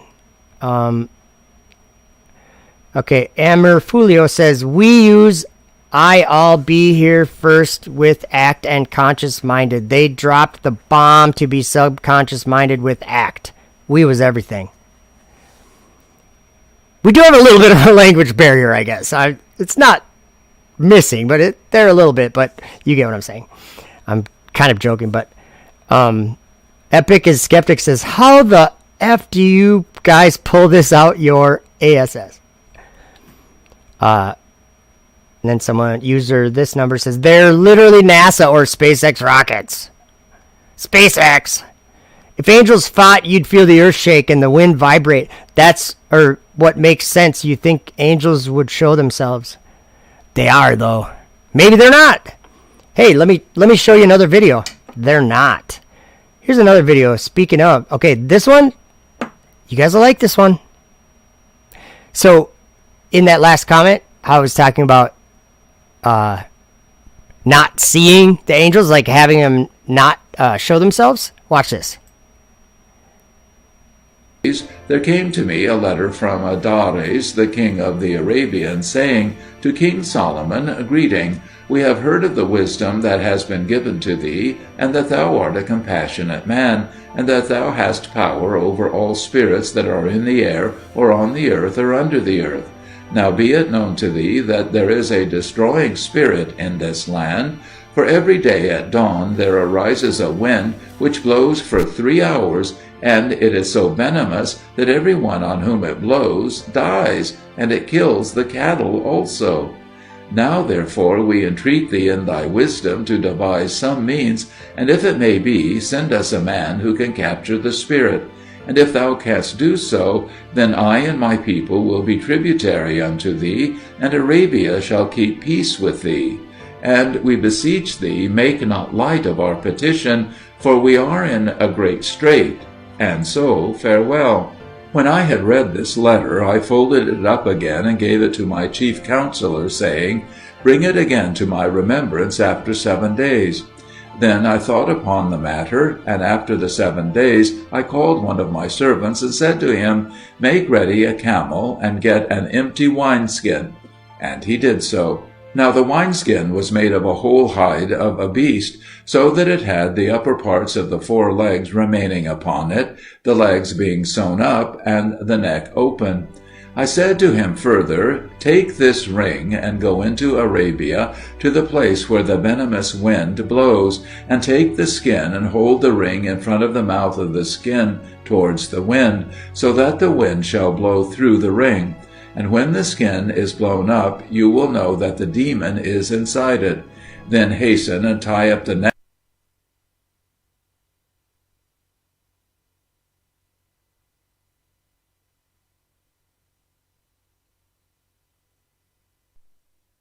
of the skin, and seal it with the ring, and put it upon the camel, and bring it to me. But if on the way the demon promise you gold and silver and treasures to let him go, see that you do not obey him, but rather make him reveal to you where the treasures are hid, and mark the places, and come on to me. Now go, and good success be with you. So my servant set out and came to Arabia, and the men of the country doubted much whether he could capture the spirit. But when the day was dawning, even the first day after his coming, he rose up and set the skin with its mouth towards the wind, and laid the ring in the mouth of it. And the wind blew through the ring, and entered into the skin, and puffed it up. And the man caught the neck of the skin, and closed it, and sealed it with the ring in the name of the Most High. Then he abode yet 3 days in the place to make trial of his success. But the poisonous wind blew no more, so that all the Arabians were assured that the demon was safely shut up. And they rejoiced greatly, and gave him many precious gifts, and did him great honor. And when he set forth to come back to me, they accompanied him to their borders. So he brought the skin back to Jerusalem, and put it in the midst of the temple. Now at this time I, Solomon, was somewhat troubled, because I had a great stone made ready to be placed upon the corner of the temple, and none of my workmen and none of the demons were able to lift it and set it in its appointed place. But I was exceedingly desirous to put it there, because it was of such beauty and excellence. Okay, so if you're following the story, I just wanted to kind of make sure you understood what he's saying here, is that this demon of the wind that they had captured, that was in the wineskin, it was going to lift a stone up onto the temple that all of his servants and all of his demons, or the demons he had power over, none of them could lift it up there. But listen to what this demon of the wind can just walk it right up, no problem. I think we should all consider that in Revelation 7, he sees the 4 angels holding back the 4 winds from hurting the earth. It was given to them to hurt the earth and the sea and the trees and all that. So destruction has something to do with the winds. Oh, hey, Parkway's here. Welcome. My mic sounds hot. Oh, thank you. I think...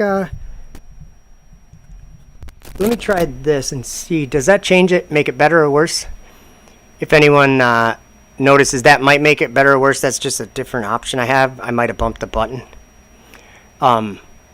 Isabella Live says, I've read this account of Solomon. Demons are such tools. Yeah, and in that account, it talks about someone up a little higher mentioned asteroids. Who was that? MMA Paradise says, asteroid and firmament. Will they fake the asteroid before the real one? And I think like asteroids or meteors, falling stars or shooting stars, it actually describes those as being demons who are trying to listen in to the judgments that go forth from heaven, from God. As if they go up there, they can hear in on some of the things that are said. And they can know the future a little bit, when it's appointed for a man to die. This is all part of the story in this book. But when it comes time and a man's appointed to die, apparently there's like a statement made or a declaration made in heaven, and these demons can even hear that. They can hear it if they go up there. But then since they have no place up there, they can only go up there a little while, and then they fall down, and that's what asteroids are, or that's what shooting stars and meteors. That's demons falling back down to the earth, because it says we set fire to fields and whatever. So I think that meteors are demons, and I'm not saying I understand it all. Let's see here. Okay, we'll keep going.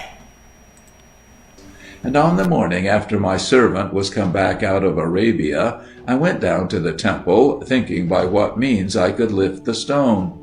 And as I entered the temple, I saw the skin, and it rose up and hopped 7 paces, and fell on its face, and did obeisance to me. And I marveled, and bade it stand up, and it stood on its feet, puffed up with wind. Then I asked, Who are you? And a voice answered me from within the skin, I am Ephippas, who dwell in Arabia. And I said, What can you do? And it answered, I can overturn kings' palaces, and wither the green trees of the wood, and I can move mountains. Then I said, Are you able to move this stone, and lift it up, and set it upon the corner of the temple? And it said, Not only can I do so, O king, but if I have the demon that is in the Red Sea to help me, I can bring up the great pillar that is there. So all of a sudden, the demon just kind of out in left field says, you know what else I can do?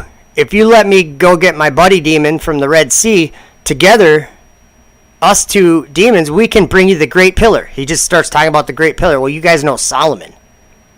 King Solomon loved like architecture. He loved the buildings, and to make, he obviously, look at the temple. He was definitely into big things like a great pillar. He'd probably want it if the demon's like talking about it as if it's something cool or something that he could use for the kingdom or for the temple, I mean. And so Solomon is being tempted by the demon right now. That's what's happening. But Solomon's no idiot. He's wise. There, and set it in whatever place you command. So I said, Lift up the cornerstone. And the skin first of all became flattened, as if the wind was gone out of it, and slipped itself under the stone, and then it blew itself out again, so that the stone was lifted up upon its back, and it walked upon its stumps, bearing the stone to the ladder, and climbed up and set the stone safely in its place upon the corner of the temple, and I was greatly rejoiced, and all Jerusalem with me. After that I sent Ephippas to fetch to me the demon that is in the Red Sea, and commanded them to bring with them the great pillar. And after a while I saw the pillar being borne through the air, and was astonished at the strength of the 2 demons.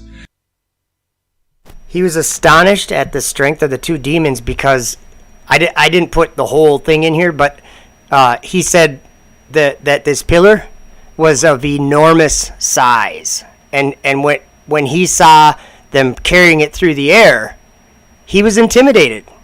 And he was thinking, they're going to destroy the earth. Like, that's what he's saying.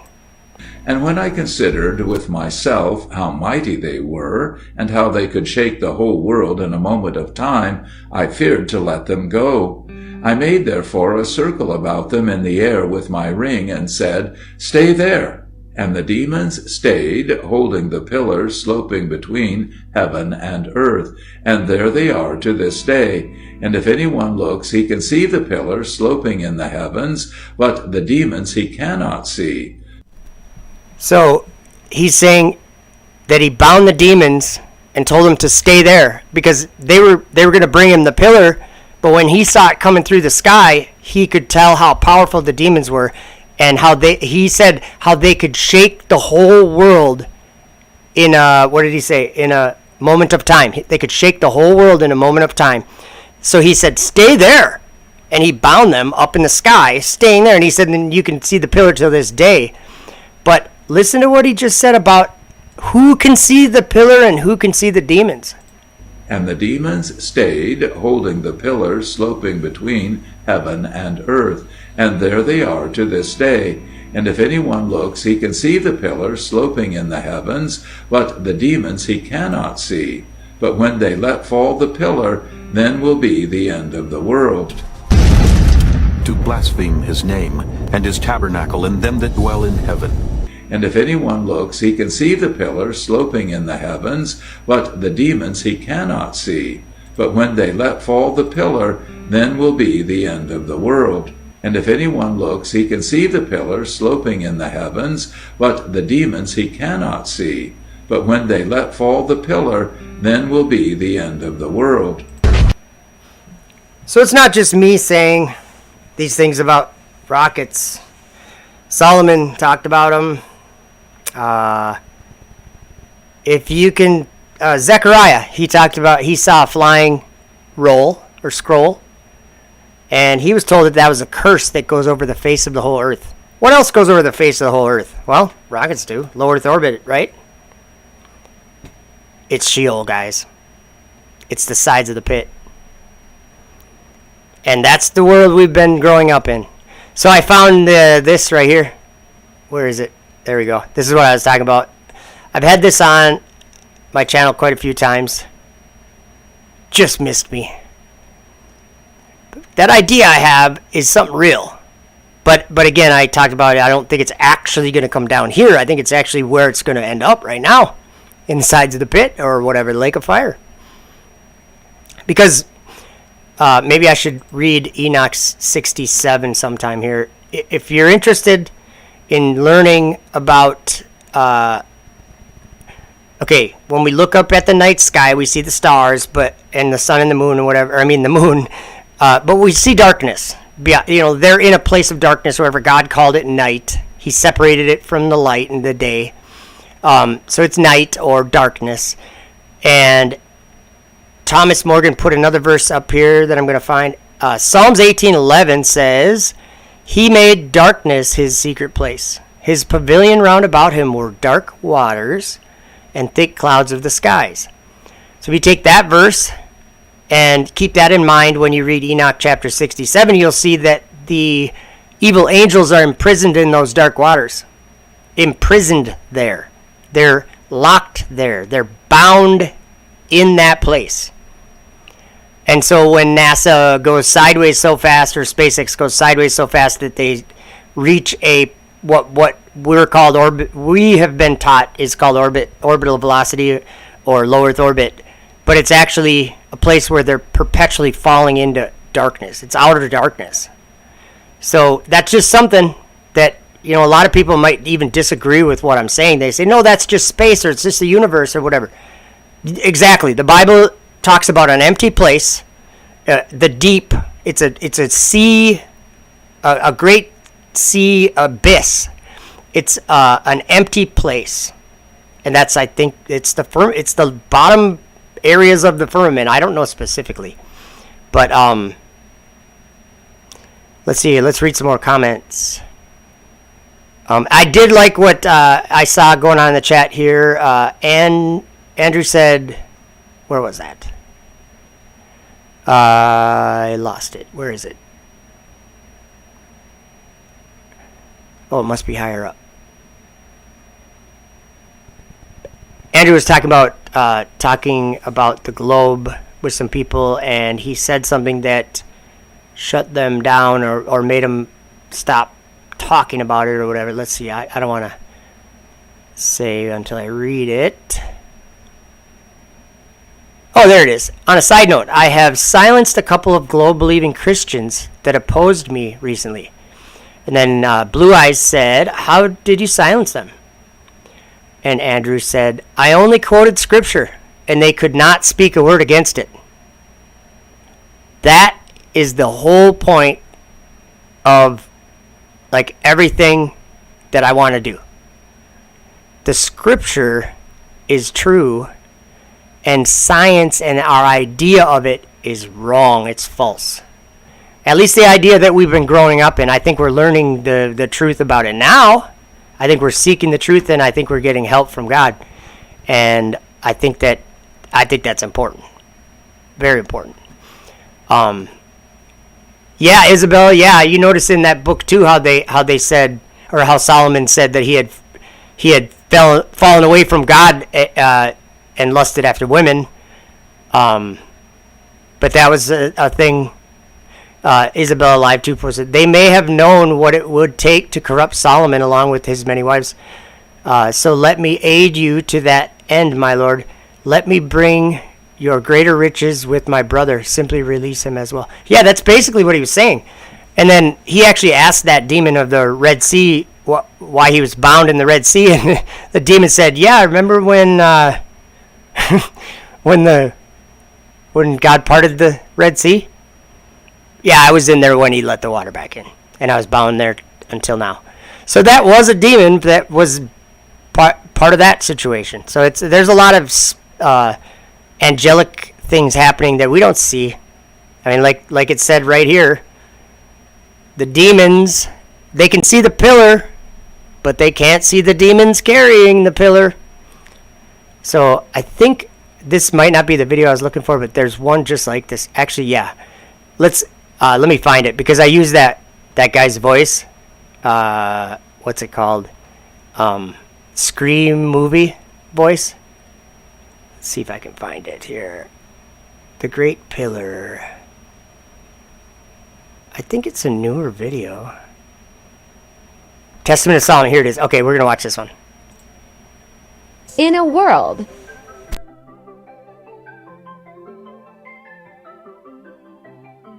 In the Testament of Solomon, he talked about a great pillar of enormous size being hurled through the air, carried by two demons that were very mighty.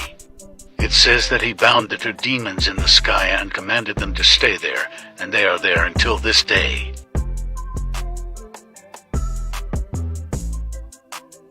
But he said that when people looked up at the pillar, they could see it, but they couldn't see the two demons carrying it because they were like the wind.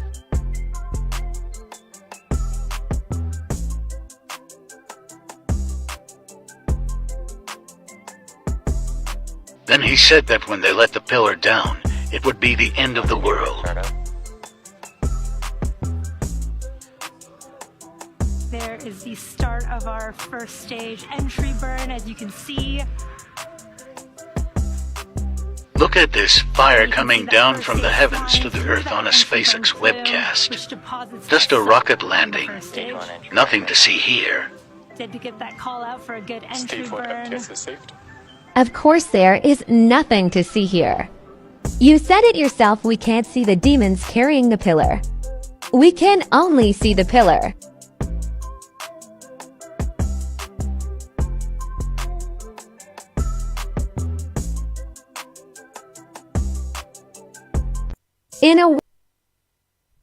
So yeah, that was the one I was actually trying to play. But Thomas said, Joel, read the one in 2nd Esdras where they had their own star. You know what I'm going to do instead of that? I think I have the video where I had Now You See TV, John Pounders and David Carrico. They were talking about it, and so I'm going to try to find that video. Because that's probably a better way to even get it because it's someone else talking about it, not me. Probably makes more sense. I just got to find it, though. It's somewhere here. And my computer's very slow. Hey, Will, welcome. Will says, I believe CERN is opening up portals. The windows of heaven were opened up in Noah's day. They're trying to do the same thing today in our times. Yes. And you know when they launch a rocket, that they actually have a launch window? It's like a time slot that they can launch at a certain time. They call it a launch window. Isn't that interesting? Still waiting on my computer here. You guys have some good comments. And in those days, men will beg for death, and death will not find them for 5 months. That's what Braxton Burchett said. Let's see. I'm not having any luck with my computer. Pictures. I'll try to start it over again.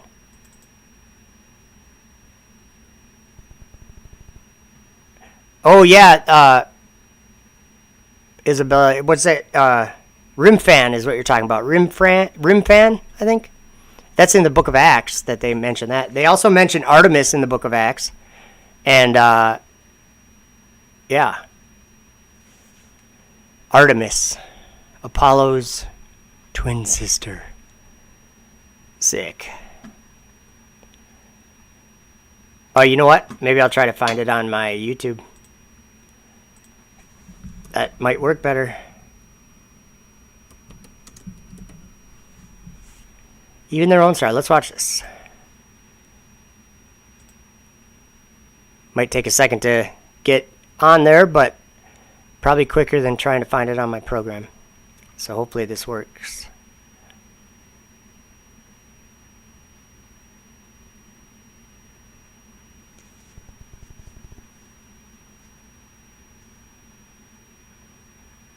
Yep, Apollo and Artemis. I mean, this stuff's in the Bible, you guys. The angel of the bottomless pit, Apollyon. Same deity. Well, not really a deity, just a false deity. Alright, we're getting there. We're being patient. Here we go. 10-minute video, but it's good. You know, we've been studying as deep as we can into some of the astronomical events that have taken place in the world.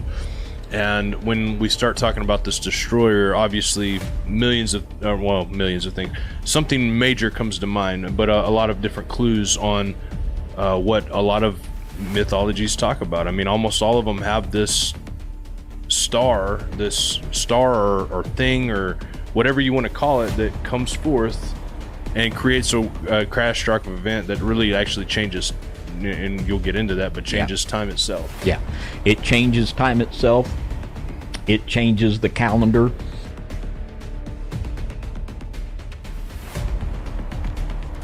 This star. This is the only place that humans have outside of planet Earth where humans can live. And if you like, down there on Earth, you can actually see it with your naked eye. You just go to the ISS website and it tells you when to see us. You can look up in the sky and you will see this bright little star moving over the sky. This star. Now, when this war begins, also the war in the heavenlies will take place.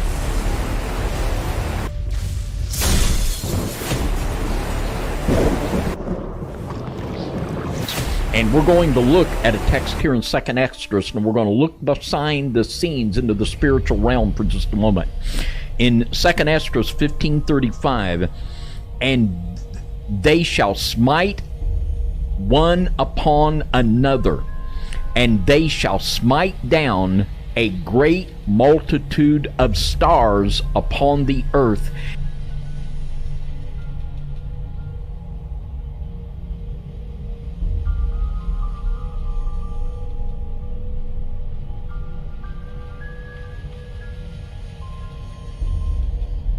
And even their own star.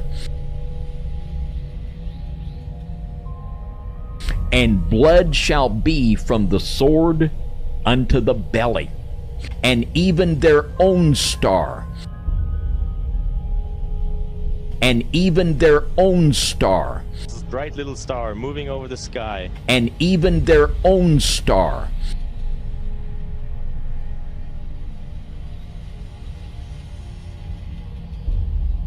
Now, this talks about casualties in the angelic realm of stars being beat down to the earth by other stars. This is literally an angel war that we're seeing, and the war in heaven. This is going to be wild, and I don't know how much of this we're going to see.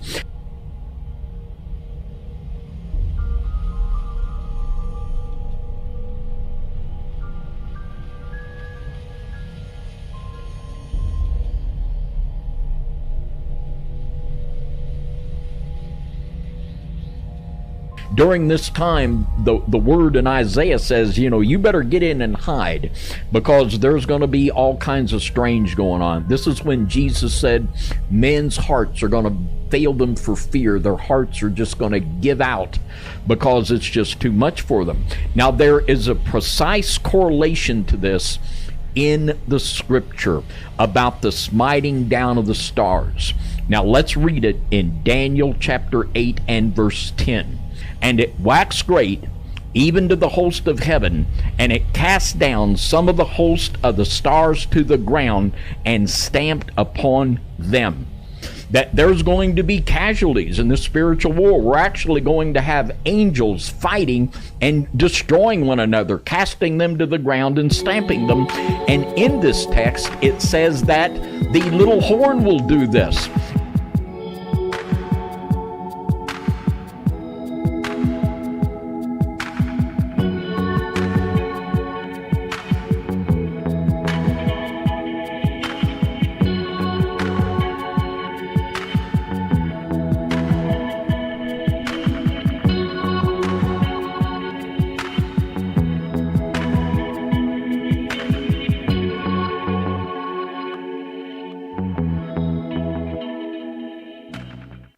Behold, an he-goat came from the west on the face of the whole earth, and touched not. Okay, I'm going to start this little part over again, but you guys check this part out. This is in Daniel 8. This is another vision that he had. That was part of the first one that he had in Daniel 7. But remember, he was talking about the dominion of heaven and the Son of Man, or Jesus coming and taking that, and his dominion was one that was eternal. It lasted forever. It would not ever stop. He would always have dominion. So this is just amazing. I think this is even more amazing than those four beasts that kind of seem to describe all the whole situation with building the space station and getting astronauts to and from the space station. The vehicles that are used or have been used for that seem to be those first beasts, or those first four beasts. But this one is in Daniel 8, where he sees there was 10 horns on that fourth beast. Well, there was another one that came up among them, and that's the one that actually was going to take the daily sacrifice away and pollute the sanctuary. Pollute the sanctuaries. I mean, these words, of course, if we think about what these words mean, it's talking about polluting God's heaven, like where his throne is. And I think mainly it's because people stop believing in him when all this space stuff becomes somewhat something that they believe in. Okay, so we're going to go right to here. Okay, I was looking for this video to put on TikTok, but I don't think I can put it on there because there's music behind it, but I'll have to remake it. Behold, an he-goat came from the west on the face of the whole earth, and touched not the ground. And the goat had a notable horn between his eyes. And he came to the ram that had two horns, which I had seen standing before the river, and ran unto him in the fury of his power. And I saw him come close unto the ram, and he was moved with choler against him, and smote the ram, and brake his two horns. And there was no power in the ram to stand before him, but he cast him down to the ground, and stamped upon him. And there was none that could deliver the ram out of his hand. Therefore the he-goat waxed very great, and when he was strong, the great horn was broken.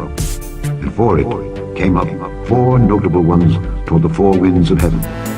And out of one of them came forth a little horn, which waxed exceeding great toward the south, and toward the east, and toward the pleasant land. And it waxed great even to the host of heaven. And it cast down some of the host and of the stars to the ground, and stamped upon them. Yea, he magnified himself even to the prince of the host, and by him the daily sacrifice was taken away, and the place of his sanctuary was cast down. And an host was given him against the daily sacrifice by reason of transgression, and it cast down the truth to the ground, and it practiced and prospered.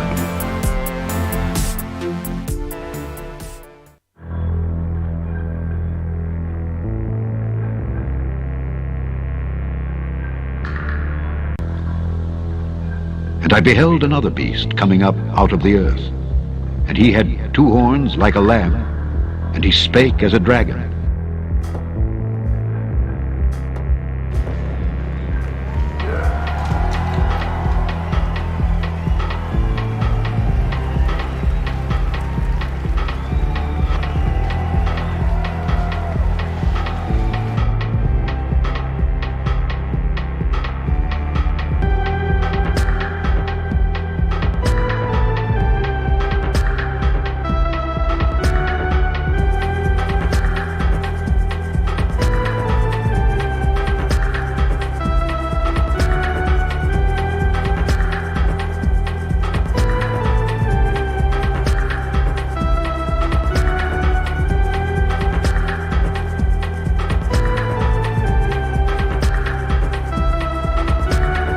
And he doeth great wonders, so that he maketh fire come down from heaven on the earth in the sight of men.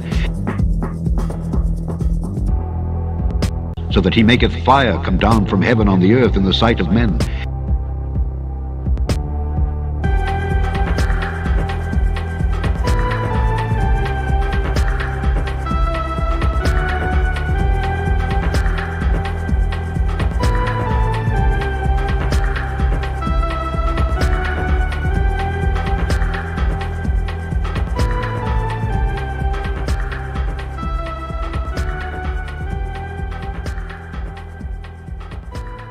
And even their own star. This bright little star moving over the sky. This is the only place that humans have outside of planet Earth where humans can live.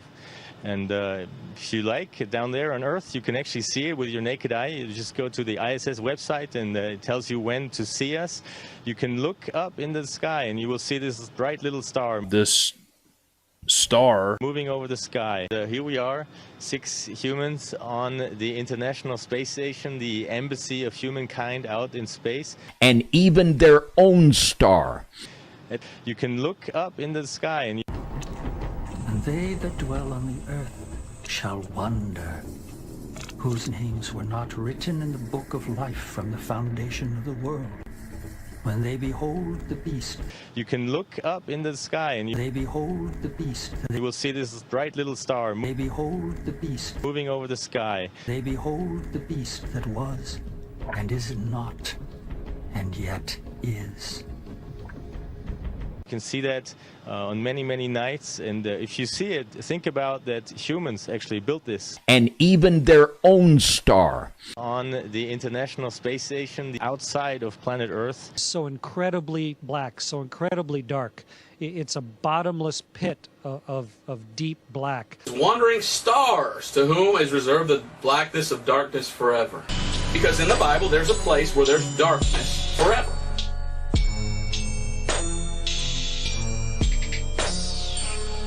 And it's called hell. It's a bottomless pit.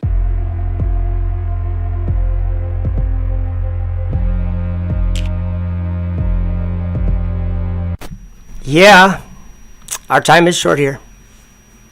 I don't know how short. It seems short. And by the way, if you're not subscribed to my YouTube, it's just a click of a button. Same with the like button. Not that I care. I'm just kidding. I do care. Got another video. This one is not online. This one's off my computer. It's called Coming True. Propulsive landing. Getting the basic infrastructure of being able to reuse these rockets.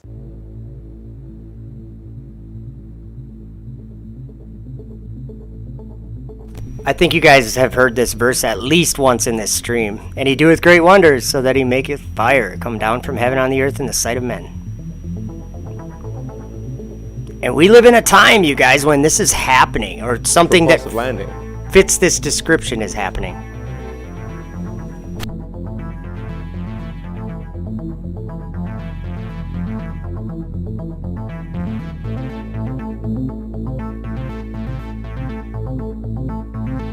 Getting the basic infrastructure of being able to reuse these rockets. You're going to do a final burn here in just a moment. There's final burn 1 and 2. 2 candles coming down.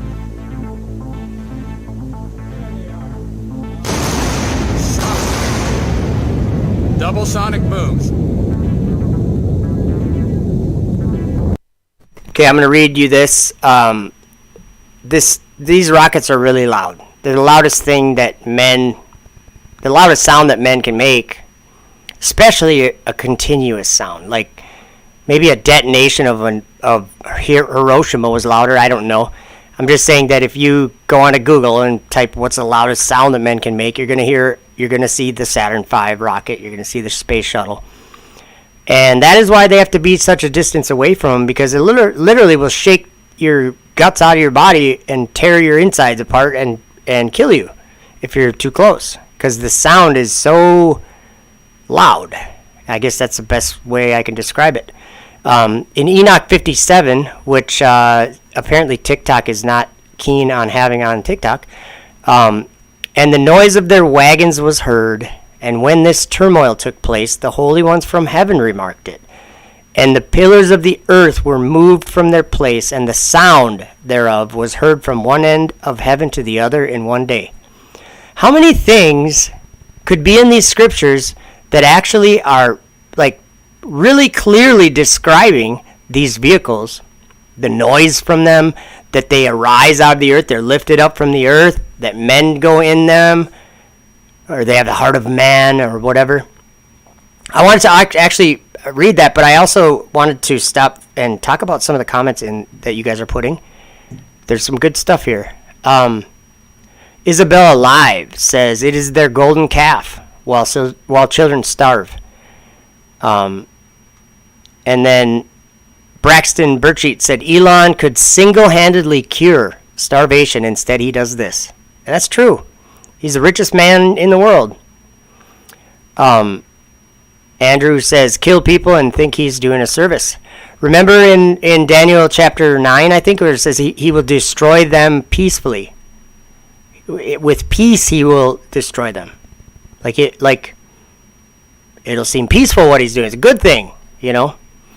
And then we got, where is it? Isabella Live 2.0 says, as the little short man makes the symbol of the lyre, holding her right hand around her left forearm. And what else was here? Thomas Morgan said, Midnight Ride channel. Yeah, them guys, he's got a link there. You guys should make sure you're subscribed to them. I don't agree with anybody on everything, but those guys are good. They're really good. I like listening to them. I listened to them last night. They have Midnight Ride Saturday night. I don't know what time. It's not midnight. I think it's like 10. My time. Maybe it's midnight their time. Okay, here we go.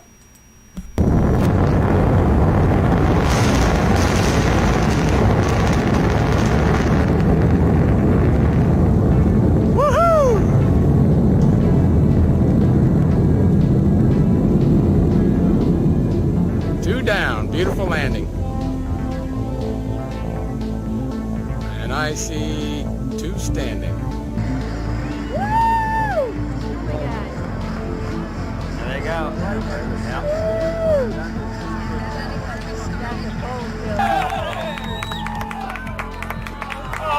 Fuck yes! Holy shit!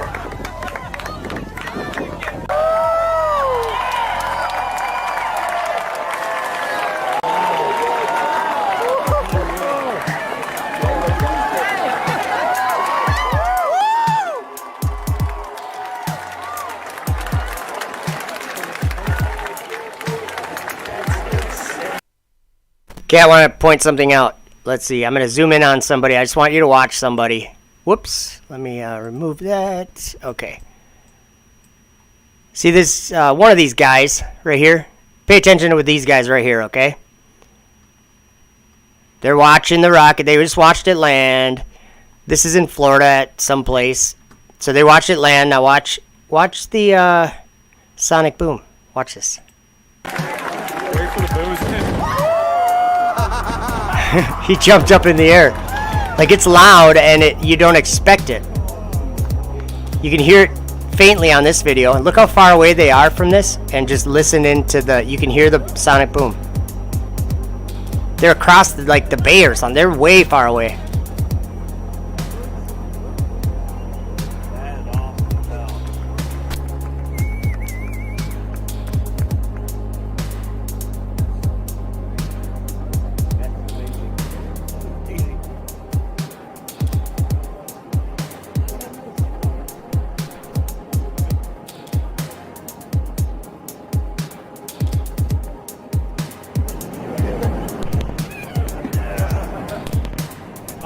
They're like 15 miles from that landing. I believe that it's important for the future to be a spacefaring civilization and out there, ultimately be out there among the stars. And I think that's the exciting, inspiring future that I think certainly people in this room want. So, to the people that are doing ministries on YouTube or whatever, where are you guys? Why aren't you talking about this?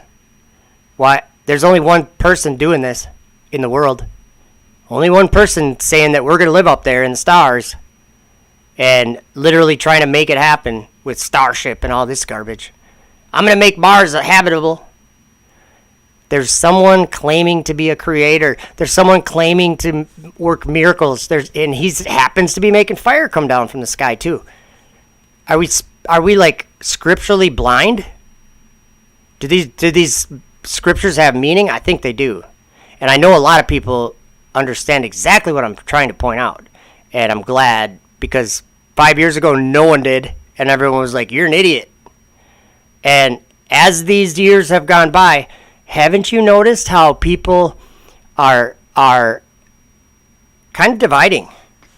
Saying, yeah, let's go to space, that's our future. And other people are saying, no, that's not our future. Like Isabella Live was saying, why don't we, there's people starving in this world, we could do something about that. And Braxton was bringing up, right? Like, why are we concerned about going into this dark abyss that has no air, no water, nothing to eat, nothing that a human being could need? Everything on Earth everything that a person needs is on the Earth. Everything. God's provided it all. Every single thing we can need. And we live a life here, and then when it's over, I think that we wait for a judgment. Interesting. Oh, by the way,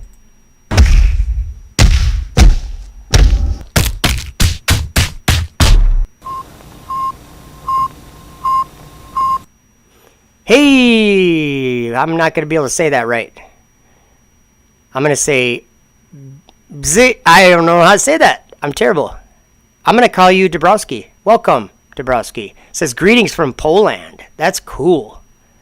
Oh, we got some unwanted, we're just going to hide this user on the channel. That doesn't happen too often, but I guess it does once in a while. Let's see. Rosie and Julio, good to see you. We keep it flat. Good. You keep it true then. Keep it true. Because that's really what this is about, you guys. This isn't a debate about the shape of the Earth or about whether space is real or fake. It's a debate about the truth. Are you going to believe the truth, or are you going to believe all this stuff that we think we know about orbits and all this stuff we think we know about curvature and navigation only works on a globe and all this garbage? No. Earth's flat. Go out your front door. That's the reality. That's the model. Not Google Earth. Google Earth doesn't work. Let's see. I agree, Andrew says he doesn't know what he's doing. His possession is aware, his person is not. Exactly. He's doing exactly what God showed these prophets that this man would be doing, but he's clueless. He thinks he's doing a good thing, along with most of the world thinks he's doing a good thing. It's crazy. And then Andrew says a duck is a duck. I'm not sure why, but I agree. Thomas Morgan says the war in heaven is already being fought, and those that are on the side of God are doing so from the ground. Yes. Yeah, totally. In Jude it says, he cometh with 10,000s of his saints to execute judgment. What if that's what this is? What if you don't know if you're a saint and maybe he showed you, maybe Jesus made you bear witness to the truth so that you would give your testimony about it, that people would believe in him because of what you see. That's actually, he prayed that, actually. He prayed that, now we got to go to the Bible, guys. We're going to the scripture. Bible Hub. We're going there. Let me get you over there. Where's my mouse? There it is. Let's go to the desktop. Google.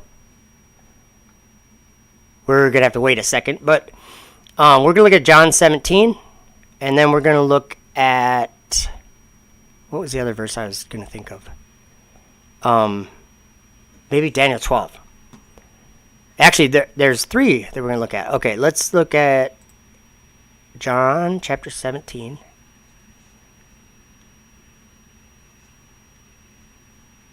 Oh, thank you, Andrew. Andrew, when he said a duck is a duck, he said, I mean, we have to know what we're looking at and not be fooled. It's so true. Alright, still waiting on my slow computer. Thomas Morgan, that's a good point. Thomas says, it cast what down to the ground?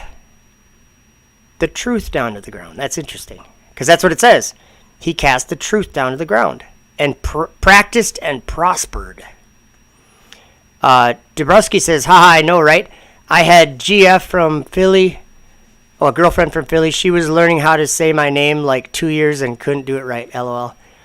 Well, I'll just, sometimes silence is better than when you try to say something. So I'm not going to even make an attempt. Z. Dabrowski. Thank you for entertaining my horrible vocabulary, whatever you call it. Let's see. Oh, we're waiting. We're still waiting. We'll wait for John. No problem.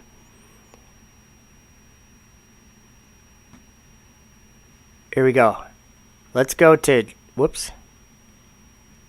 I'm trying to jump the gun.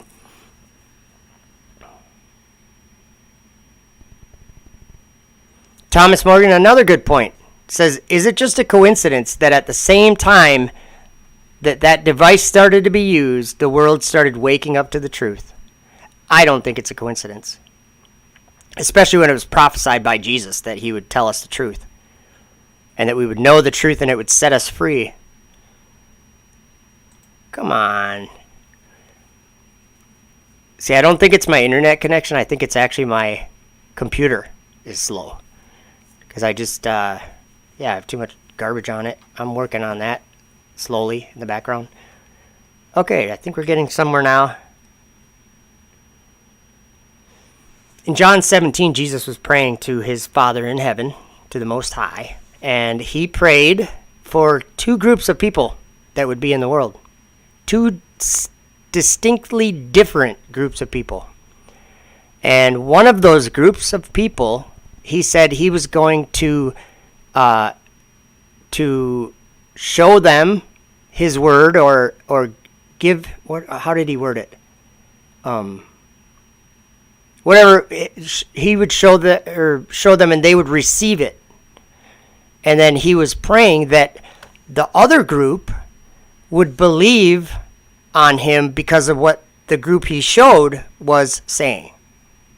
And, I can't word it the way that it's in here unless we read it. So we're just going to go read it. I don't have the best, quoting memory of all this. But I think it's like John 17, chapter 1 or 2.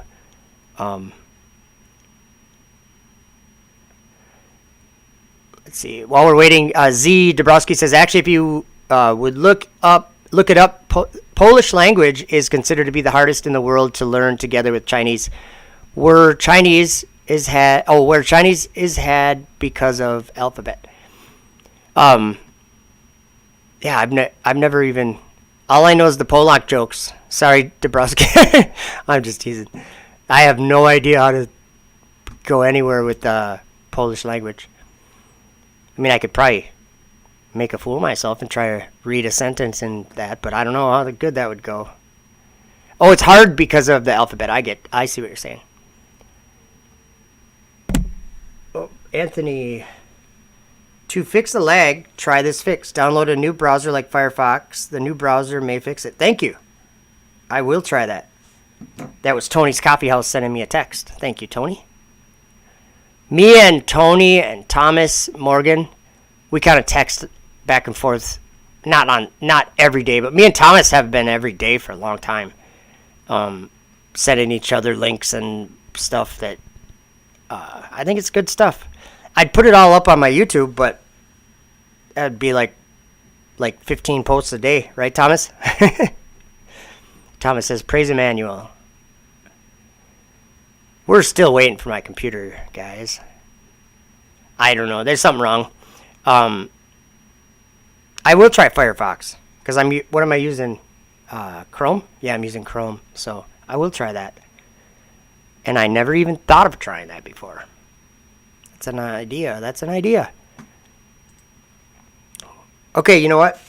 Give me a minute. I'm going to go walk over there and just grab my Bible. Give me about 2 seconds.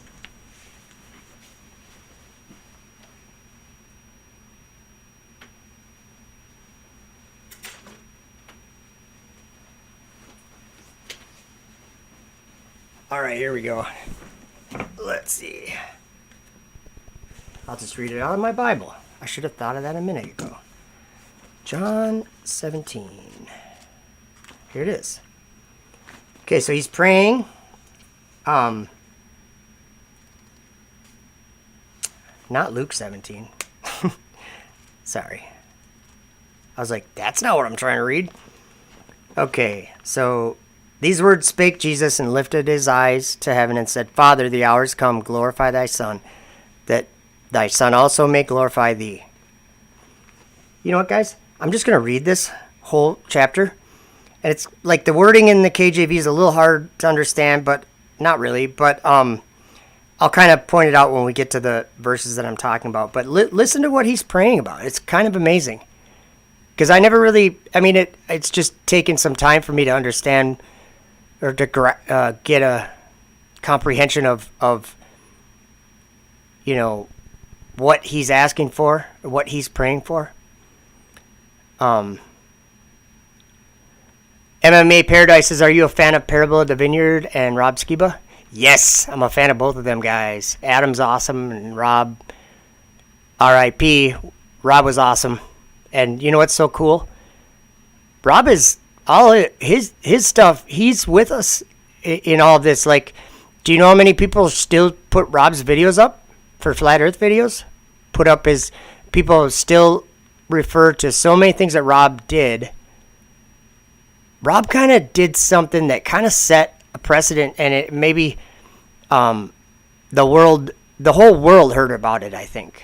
And that was him and Rick Hummer getting their cameras out and taking a boat across the whole Lake Michigan with the city of Chicago in sight. And they basically proved that it's not a mirage. Like, it's you're seeing what you're seeing, and as you get closer to it, that's what you see. But yeah, those guys, I think when they went out and did that, I think the whole world pretty much heard about that. That's just my thoughts. But yeah, those guys are awesome. Okay, so I'm going to read this. So, verse 2, he says, As thou hast given him power over all flesh, that he should give eternal life to as many as thou hast given him. And this is eternal life, that they might know thee, the only true God, and Jesus Christ, whom thou sent. I have glorified thee on the earth. I have finished the work which you gave me to do. And now, O Father, glorify thou me with thine own self, with the glory which I had with thee before the world was. There's a lot being said here. He's talking to his Father, and he's talking about before the world was. So him and his Father existed or talked or whatever you want to call it before the world was. But so then verse 6, he says, here's the part. Listen carefully. He says, I have manifested thy name unto the men which thou gavest me out of the world. Thine they were, and thou gavest them me, and they have kept thy word. So he gave them something. He gave them the word. Now they have known that all things whatsoever thou hast given me are of thee. This is talking about the creation, because Jesus declared it all. So he's saying that now they have known that all the things whatsoever thou hast given me are of God, like they're from the Father in heaven. Because that's what Jesus was saying all the time. He's saying, I'm not coming with my words, I'm coming with my Father's words. I'm saying what my Father told me to say. So he was always clear about that, I think. Andrew says we keep his word. We try to, I know that. But so then it says in verse 8, For I have given unto them the words which thou gavest me. So, I'm going to try to, paraphrase that in English. I told them what you told me, Father. That's basically what he's saying. I've given them the words that you gave me, and they received them, and have known surely that I came out from thee, and they have believed that you sent me. I pray for them, not only for the world, but for them which thou hast given me, for they are thine. So right there, he kind of made a separation. He said he's praying for the world, or he said, not for the world, I'm sorry. He said, I pray for them. I pray not for the world, but for them which thou hast given me, for they are thine. So he's saying, I'm praying for them, but not the world. Then he says, and all mine are thine, and thine are mine, and I am glorified in them. And now I am no more in the world, but these are in the world, and I come to thee, Holy Father, keep through your own name those whom thou hast given me, that they may be one as we are. While I was with them in the world, I kept them in thy name. Those that thou gavest me I have kept, and none of them is lost but the son of perdition, that the scripture might be fulfilled. And now come I to thee, and these things I speak in the world, that they might have my joy fulfilled in themselves. Okay, right here, another verse is important. I have given them thy word, and the world hath hated them, because they're not of the world, even as I am not of the world. So he's talking about that group that he gave his word to, and they received it. And it says, verse 15, I pray not that thou should take them out of the world, but that thou should keep them from the evil. They're not of the world, even as I'm not of the world. Okay, here we go, guys. I think this is what I like. The next verse, verse 17. I think this kind of starts where he's praying about an ending generation of people. He's separating them out and kind of, hey Janice, how you doing? Welcome. I think he's separating out into two groups, and he's going to pray for both the groups right now. So this is awesome. So he says, sanctify them through thy truth. Thy word is truth. As thou hast sent me into the world, even so have I sent them into the world. And for their sakes I sanctify myself, that they also might be sanctified through the truth. Neither pray I for these alone. Okay, this is what he's talking about, these two groups, the one that he sent into the world, but he's talking about another group of people too. He says, and for their sakes, verse 20, neither pray I for these alone, but for them also, which shall believe on me through their word. So remember, he gave his word out and sent them out into the world, and they received it. And now he's saying that he's praying that the other group will believe on him because of the group he sent out in the world, what they're saying. Verse 21 says, that they all may be one, as thou, Father, art in me, and I in thee, that they also may be one in us, that the world may believe that thou hast sent me. And the glory which thou gavest me, I have given them, that they may be one even as we are one. I in them, and thou in me, that they may be made perfect in one, and that the world may know that thou hast sent me. So that's twice right there. He's praying that the world will know that God sent him. Father, I will that they also whom thou hast given me be with me where I am, that they may behold my glory, which thou hast given me, for thou loved me before the foundation of the world. O righteous Father, the world hath not known thee, but I have known thee, and these have known that thou hast sent me, and I have declared unto them thy name, and will declare it, that the love wherewith thou hast loved me may be in them, and I in them. So wherever we were, that I got on John 10, was in the comments. That's where we were. Chillsturdy Deluxe, thank you. It says, do a scan, disk, and fix. I think I did one of those on one of my drives last night, and it didn't seem to do much. But I will definitely try that. Thank you. Let's see. Isabella says, this is why Polish used to be made fun of more than others, because as usual, men mock what they don't understand. Yeah, that's so true. That's probably why I was just telling a Polish joke, or a Polak joke earlier. No, I'm just kidding. Yeah, rest in peace, Rob. Whole chapter, yeah, chapter 17. That's one of probably one of my favorite chapters because it made me understand something. I mean, I think it's quite clear in that chapter that he's praying for two different groups of people.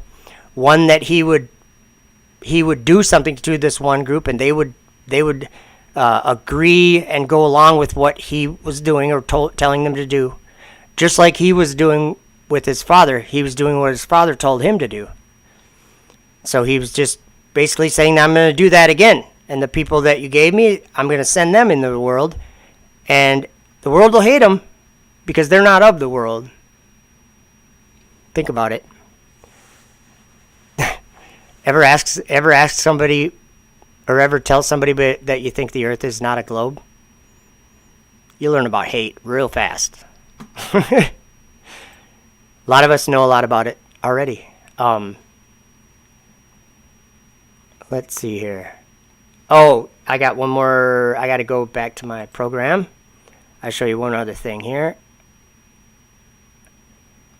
This one's going out for Tony's Coffee House. Some of you already know what I'm playing in a minute. Hey, where'd it go? I thought I had it in. I know I have it in here. I don't have it in here. Do I? Sorry, guys. I'm so disorganized. I have the wrong one in here. Yeah, I don't have it in here. Sorry, Tony. I'll see if maybe it'll pop in here. We'll find out. So that's about all I got for Christmas Day live stream. I'm not working. Well, I might go over to the shop and hang out, but I'll be making sure I don't work very hard if I do. Let's see. Can't hear you. You guys know when people wear a mask and... Oh, there it is. Okay, when people wear a mask and they're like talking to you, but you can't read their lips, so it's kind of like... Oh, it's because I'm distanced from you. You'd probably have a hard time hearing from me right now. Should I have a mask on and that be muffled? Mr. President, You're going to have to take that off, please. You're very muffled, so if you would take it off, it would be a lot easier. Okay. I can't hear you! Hello, there it is.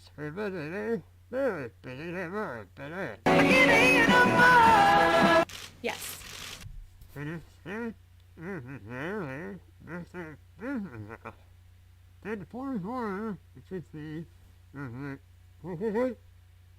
I can't hear you.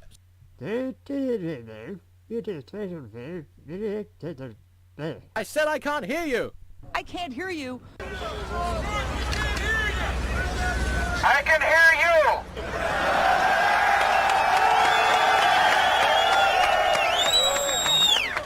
I can't hear you. You're very muffled. I can't hear you. I can't hear you. I can't hear you. I can't hear you.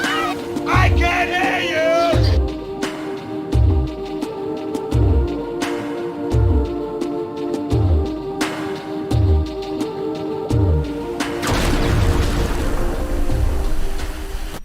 Did you say something? I can't hear you. Let's see. Tony said he was live streaming and I requested a video and said, I can't hear you. Good times. That's right. That's right. The sun setting on flat Earth. Why not?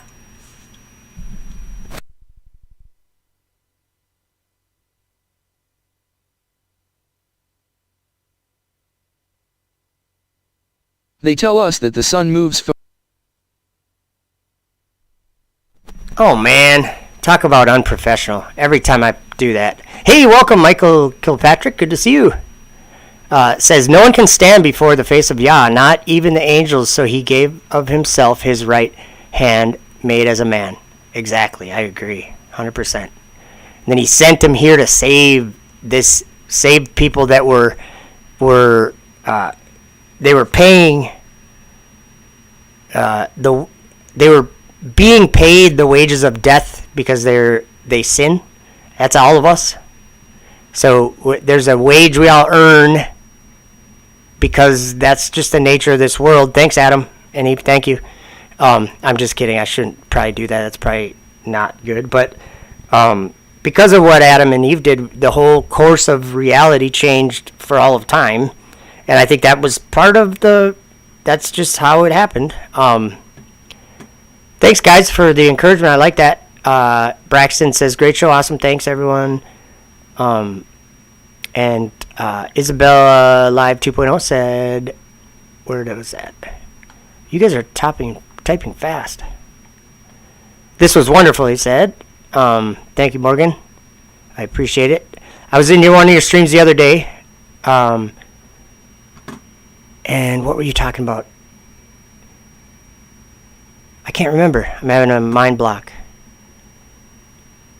Whatever you're talking about is intimidating a little bit. Was it like the certain powers of government or something? I can't remember. Michael Kilpatrick says, yep, just take a hold of his right hand and follow him no matter where he goes. Let's see. Dabrowski says, you guys seen how NASA employees have been double masking in TV 7 months ago? Hey, you just reminded me of a video that I have. What was it? We're going to probably have to go to YouTube to see it because I don't think that I'll be able to find it on my computer. Let me look here. Bennu. You guys are going to kick out of this. It's great. It's Michelle Thaler again, but she's wearing a mask and it won't stay on her face. So she's like, I hit enter. Sorry. I can't type. What? What did she say about her mask? What was it? It was when they were landing on that asteroid. Maybe asteroid? Yeah, this is it, I think. This might be it. But I have to be careful what I play because YouTube is... I have to be careful about the whole mask thing and everything. Wear your masks if you want to suffocate. Let's see what this is. In about 5 minutes.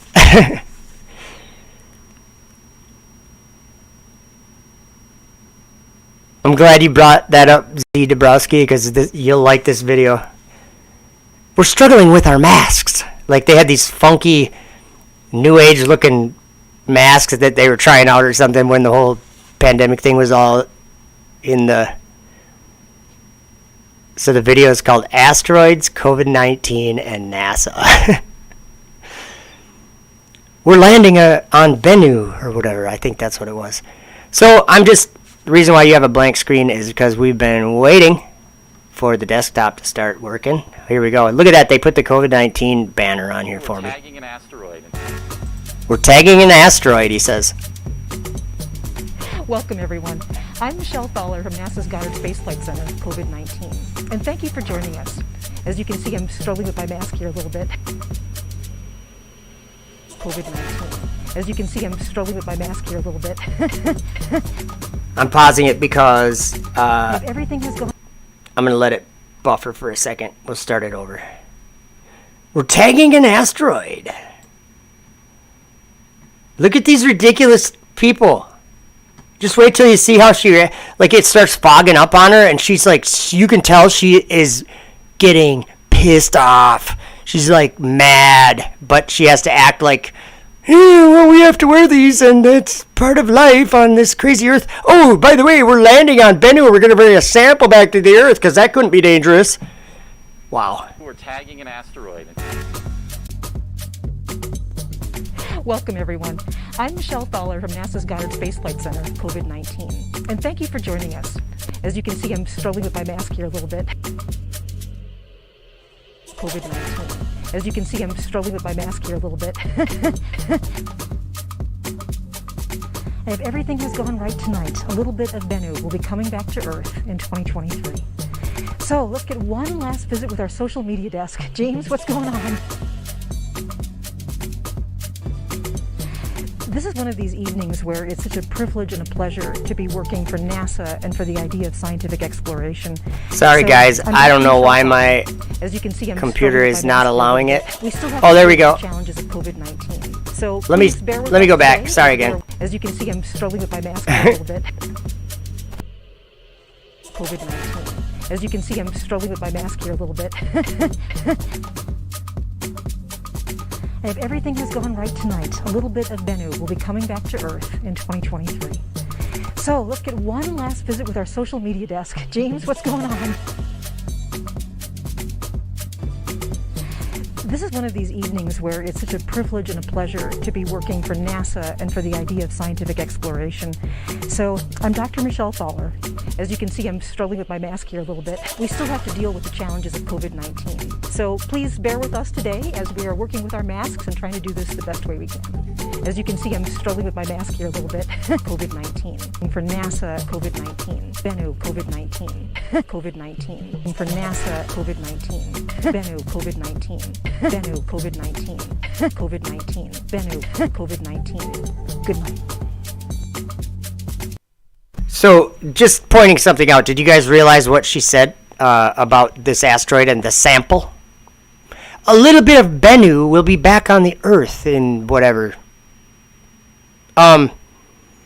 You're wearing a mask because of some crazy COVID thing that everyone was freaking out about. And then now you're going to say, yeah, we're going to Bennu, to this asteroid, and we're bringing some of it back with us to the Earth. How about you bring a little COVID and a little bit of other diseases that we know nothing about that come from space too? Why don't you do that? You don't think about it. Think about the disease in this world and cancer and all that stuff. When did, is it just a coincidence that when we started going into space that all that stuff was going crazy, autism and all this stuff? It's something to think about.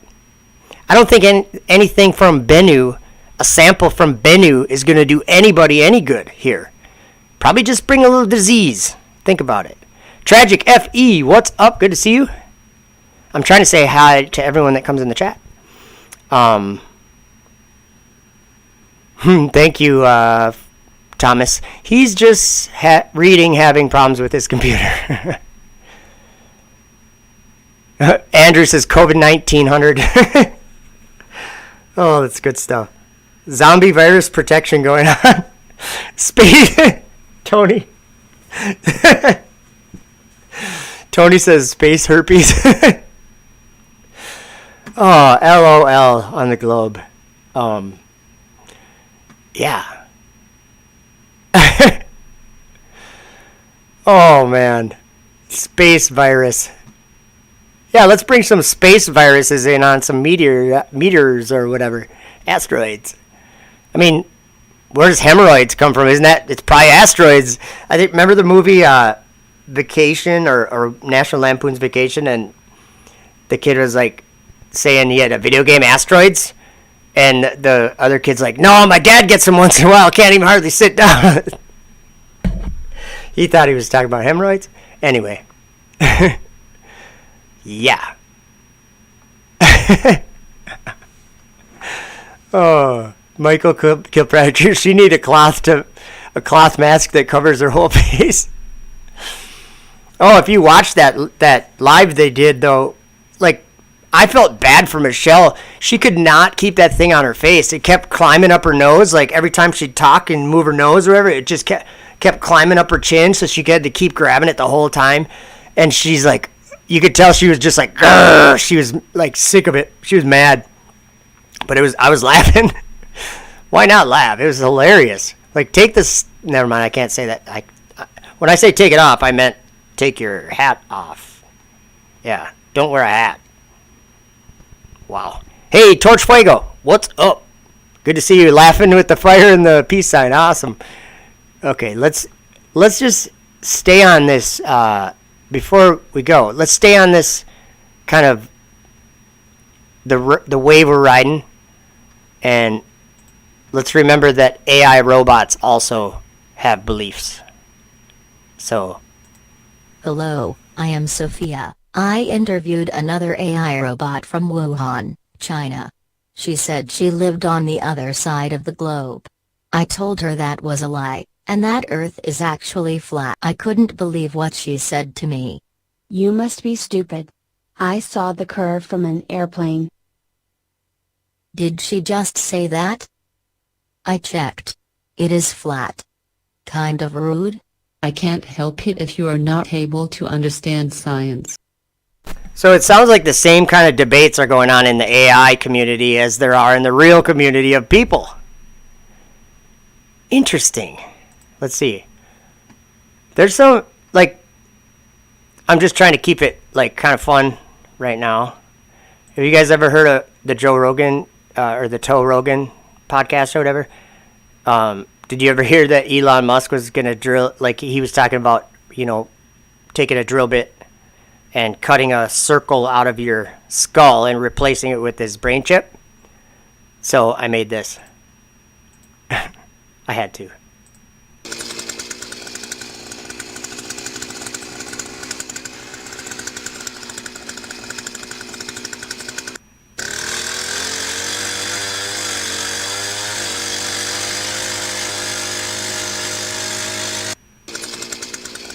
So now you know why Joe Rogan's a little weird. Elon's up there with what is that called, an auger? Because that's literally what Elon compared it to, ice fishing, where you take an auger and you cut a hole in the ice and then you do your fishing. Wow. Wah, wah, wah, wah, wah. Let's see. So yeah, Neuralink. Probably not real cool. Mostly. Oh, Simon Dan has a word to say. Back to today's video. The Earth is flat. It appears to be flat. So something is wrong here. Well, there we go. Another Flat Earth Friday all done. What do you guys think? I think your videos are great, Dan. When they're short and sweet like that, and right on, keep them going like that. The Earth is flat, flat, flat, flat, flat, flat, flat, flat, flat, flat, flat. It appears to be flat. Thank you, Dan. I agree. It does appear to be flat. So that was just for fun. I'm actually just going in my folder and looking at, grabbing the ones that look fun. Oh, wow.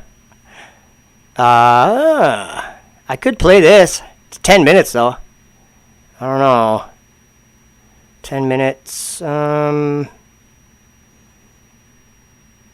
Well, it's a debate that Nathan Thompson did against Team Skeptic.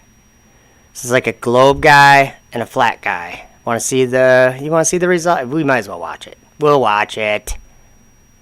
I named the video Bleep. Ready? Here we go. Ballistic right there. Nathan wants to know what the trigonomic answer to a question is that he just throws out and goes, oh, you can't answer that. Yeah, I don't have a trigonometry calculator on me to do all the trigonomic functions that I can't do in my head. That's how aerodynamics works, because you want to use a basic simplified equation of 8 inches per mile squared, and I'm still at this point asking you, do you even know what the shape is of the graph of that equation? Do you? Yes or no? So you're asking? Yeah, I'm asking, do you know this? Yeah, it's a parabola. Then why the are you using it? Because it's That's accurate. Stupid. Because it's... Again. Because it's... Trying to use an equation that's none of... Okay, I'm sorry. Yes, go ahead. Because it's accurate up to 1,000 miles. How would you even know? Well, because I've got the AutoCAD, the Pythagorean theorem, and the Sagitta right here. You're telling me you don't know how to do the equations yourself? See, I just got to stop and point this out. Team Skeptic. I've talked to Team Skeptic before. Do you understand what you're doing here?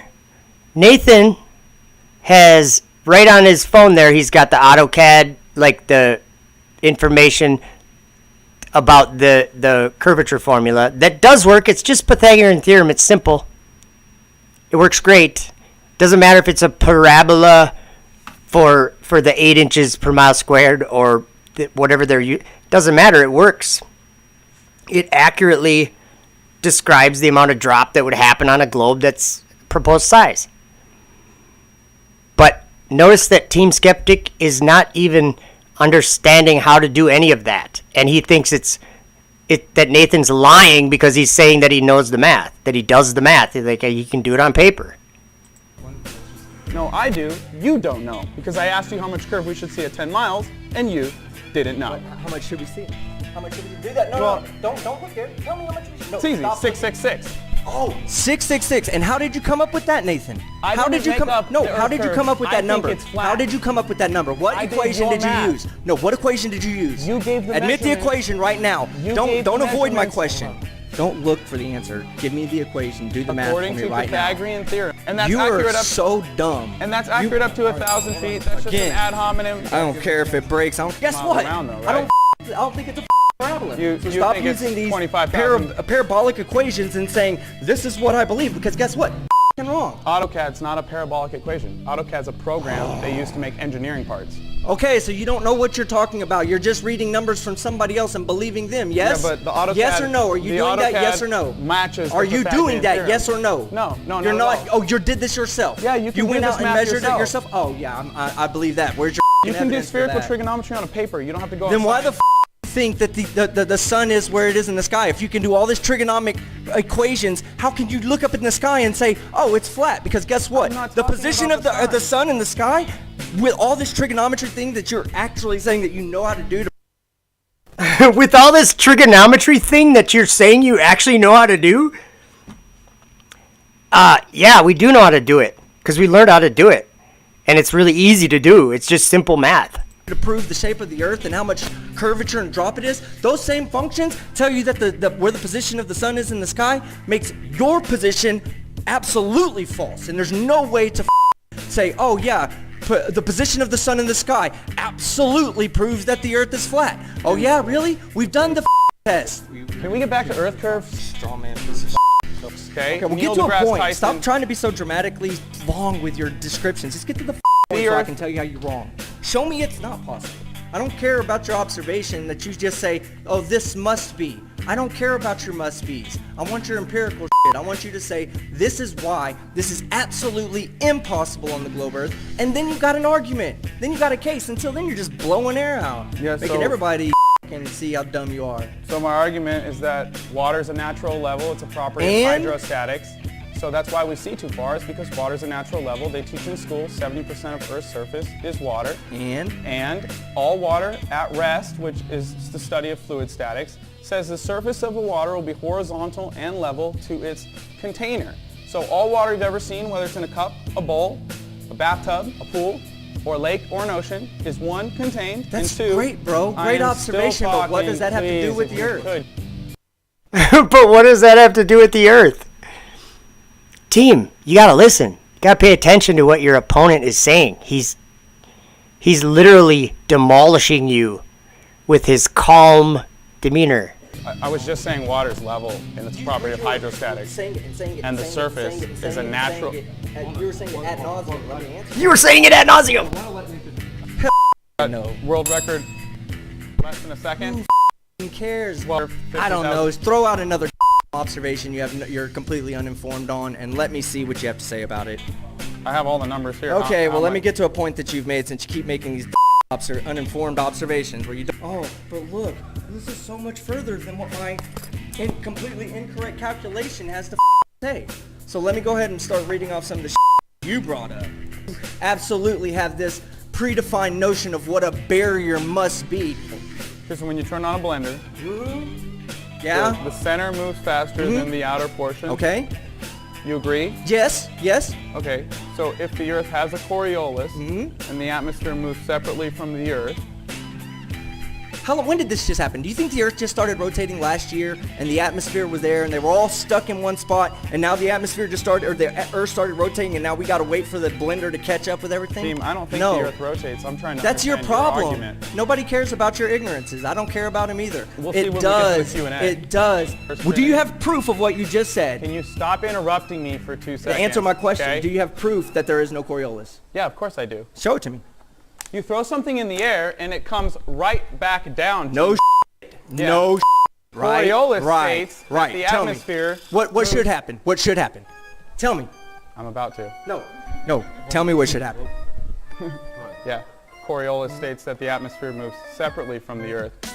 If the Earth has a Coriolis, objects in the atmosphere would experience a Earth rotating underneath them. Sniper argument. Because I can bring up a sniper on here that's a sniper on the internet that says when you fire in the direction of rotation, your target will drop relative to you.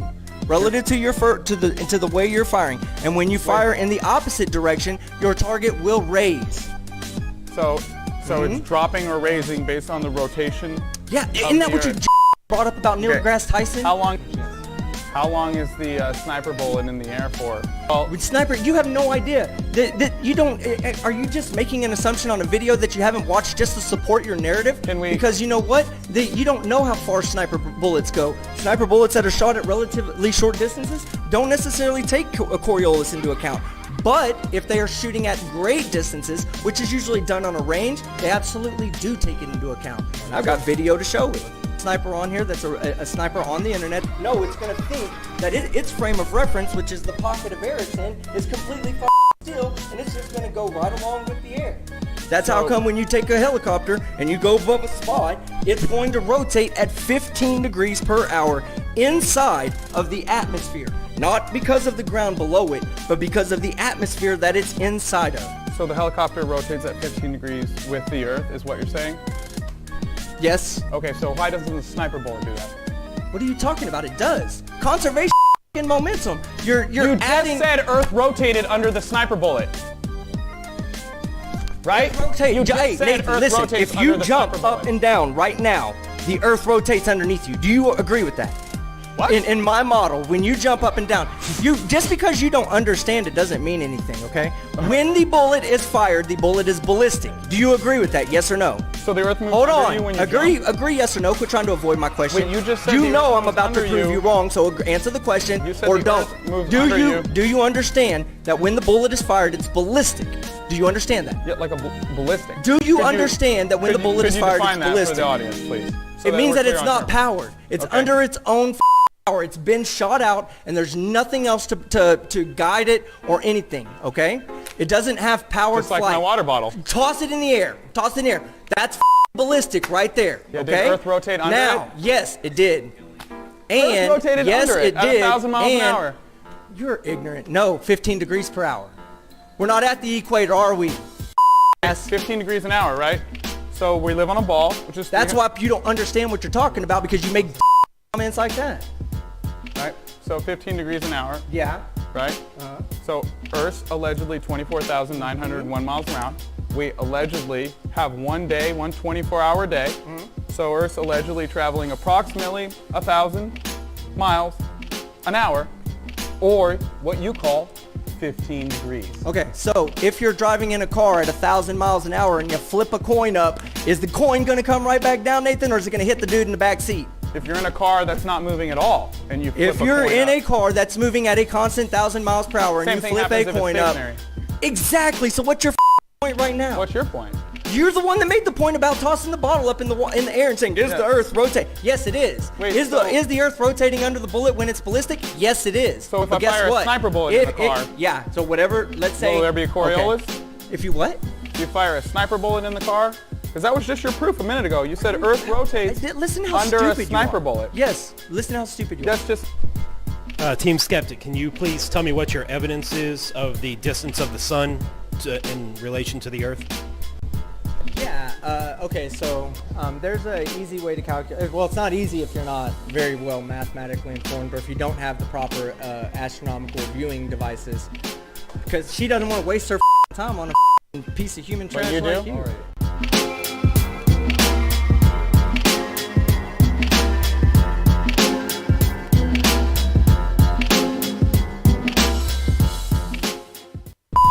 Yeah, okay, so... Yeah, okay, so... Yeah, okay, so... Yeah, there's that one. That was interesting. Why does that happen in debates? Why do people just start attacking the flat earther like, "You're stupid, don't you see how dumb you are?" You know, it kind of exposes them, the person saying all that, it kind of exposes them for, like, the frustration that they have when they hear the truth. Is that they gotta call other people stupid. You're dumb! You're stupid! As if they're different or something, as if, you know, they don't have 24 hours to live in their body either and can't learn the same things that everybody learns. Come on. Here's one about Earth. Earth is a giant ball of lava, according to Elon Musk. Earth is a giant ball of lava Mhm. with a thin crust on the top. Thin crust. And it's mostly just a big ball of lava. That's Earth. Giant ball of lava. Giant ball of lava. Giant ball of lava. Giant ball of lava. With a thin crust. That's Earth.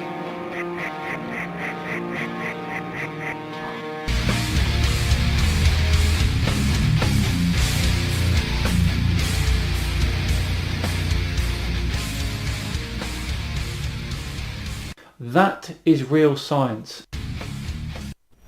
Yeah, Dabrowski, totally, you're right there. Whitsitt explains this phenomenon correctly. That's one of those things that I'm learning from Austin a lot.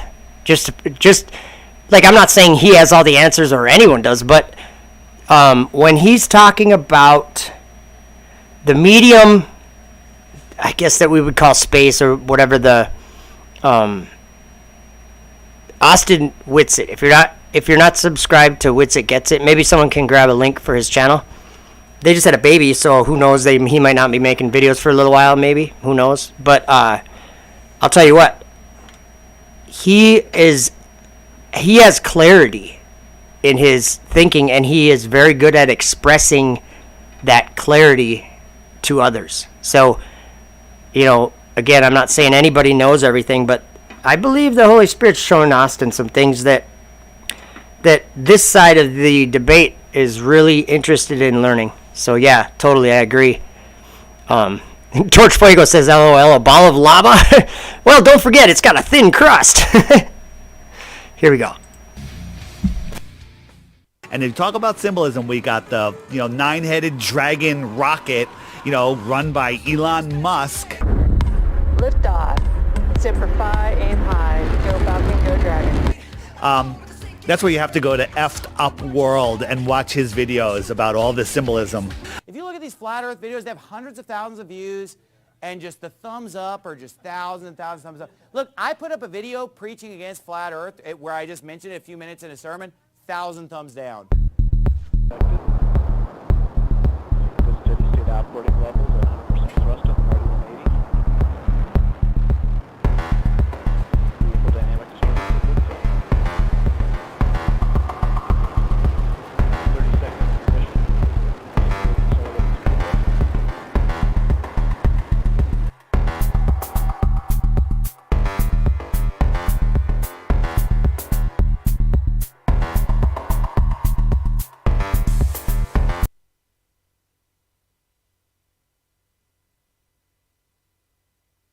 Oh, I think we got a little bit of issue here. I'm trying to get to my page so I can pause it. Usually when I pause it, it fixes it. So what we're watching here is a rocket launch right when it gets to right now. Let me zoom in. Actually, you can see it on the front of the rocket. See that?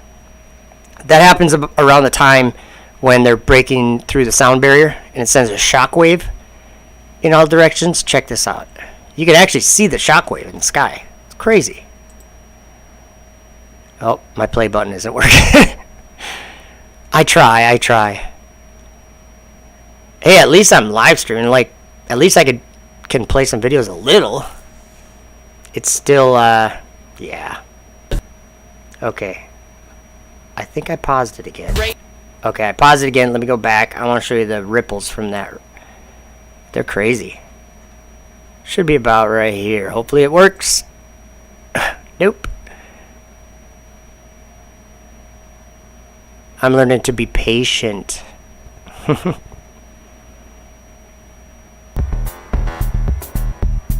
See them ripples?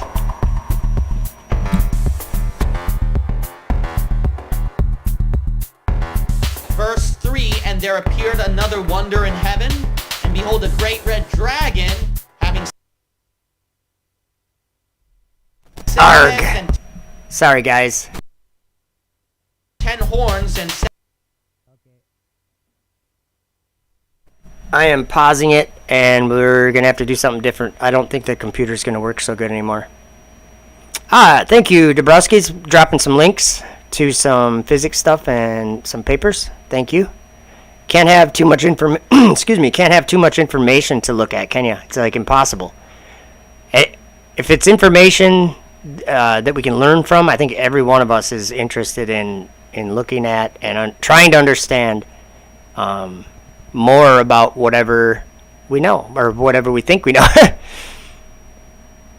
Let's see here. Okay, let me do this. Just while we're waiting here, I'm gonna show you something. My computer totally locked, or my program totally locked up, you guys. Oh, nope, it's back. Let's see here. I'm gonna show you some star trails. If they'll play. Might have to end the stream. It's been 3 hours. That's a good long stream. Good long stream. But yeah, I got issues with my program now. I can't even get it back on desktop to show you anything on TikTok or anything. I think we're going to end it here, guys. The computer gods said you've had enough. Oh, now my my whole computer locked up. Uh-oh. I better just, Yeah, Gene Kim, I like him. I'm not, again, I don't agree with everything. I think he's a KJV only and whatever. I don't think he likes the Book of Enoch. And so we would probably have a good debate back and forth, but I agree with what he says on most levels. Like, there's some I would call it like fruitless, there we go. You should see Star Trails, I think, now. There's like some fruitless conversations that people have, and you know, I'm not the one that decides, but to me, I see some people talking about certain things, and I'm like, why are you guys even talking, like, debating about that when it's something that nobody can really know? It's like you're just sharing an opinion. Why not just share the opinion? You don't have to debate with another person because they have a differing view. Things like the Trinity or the rapture, or all these things that people talk about, and they're like, no, it's going to happen this way. No, it's going to happen this way. You know what? You don't know. We have an idea about we maybe have an idea, but even the disciples didn't understand the scriptures. Even the disciples didn't know Jesus was going to be raised again till it happened, and then they were like, oh yeah, he told us that. Oh, wow. So, like, a lot of the things that we're learning is things, I think, that they're simple things, but we just had a veil from us understanding this our whole lives. I think that this flat earth thing is something being revealed by God, from God, and it was secret since the world began. That's my thought. So, let's see here. Yeah, I like that. Isabella Live, I carry the same kind of thinking. It says, Dr. Kim, I wish he could just not be a denomination. Like, he's Baptist or whatever it is, but yeah, I mean, but if you listen to what he's saying, like, he definitely has the same outlook on. I don't even know if he's ever talked about flat earth or anything, but the things he says, he talks about space as if it were heaven. He doesn't talk about space. He talks about, like, he knows that the dragon is imprisoned in space. So that to me says a lot. Says a lot about what kind of where a person's understanding or where they think they are, I guess. Thanks, Michael Kilpatrick, for letting me know, dropping out and lagging. So I think what I'll do is thank you all for coming here. And Dabrowski says, they make a claim in the paper that the shape of the earth ain't known. Wow, that's good. Because I don't think that it is. I mean, there's a model of a globe, but it doesn't even really work. It works for some things, but it doesn't work like it's there's questionable things on Google Earth, like the whole east-west thing versus the north-south thing. They're different than we all understand it to be. The way that Google Earth works, it works differently than all of us understand north, south, east, west. And I don't even know why. I don't understand why. Maybe someday I will, but I've tried to figure it out.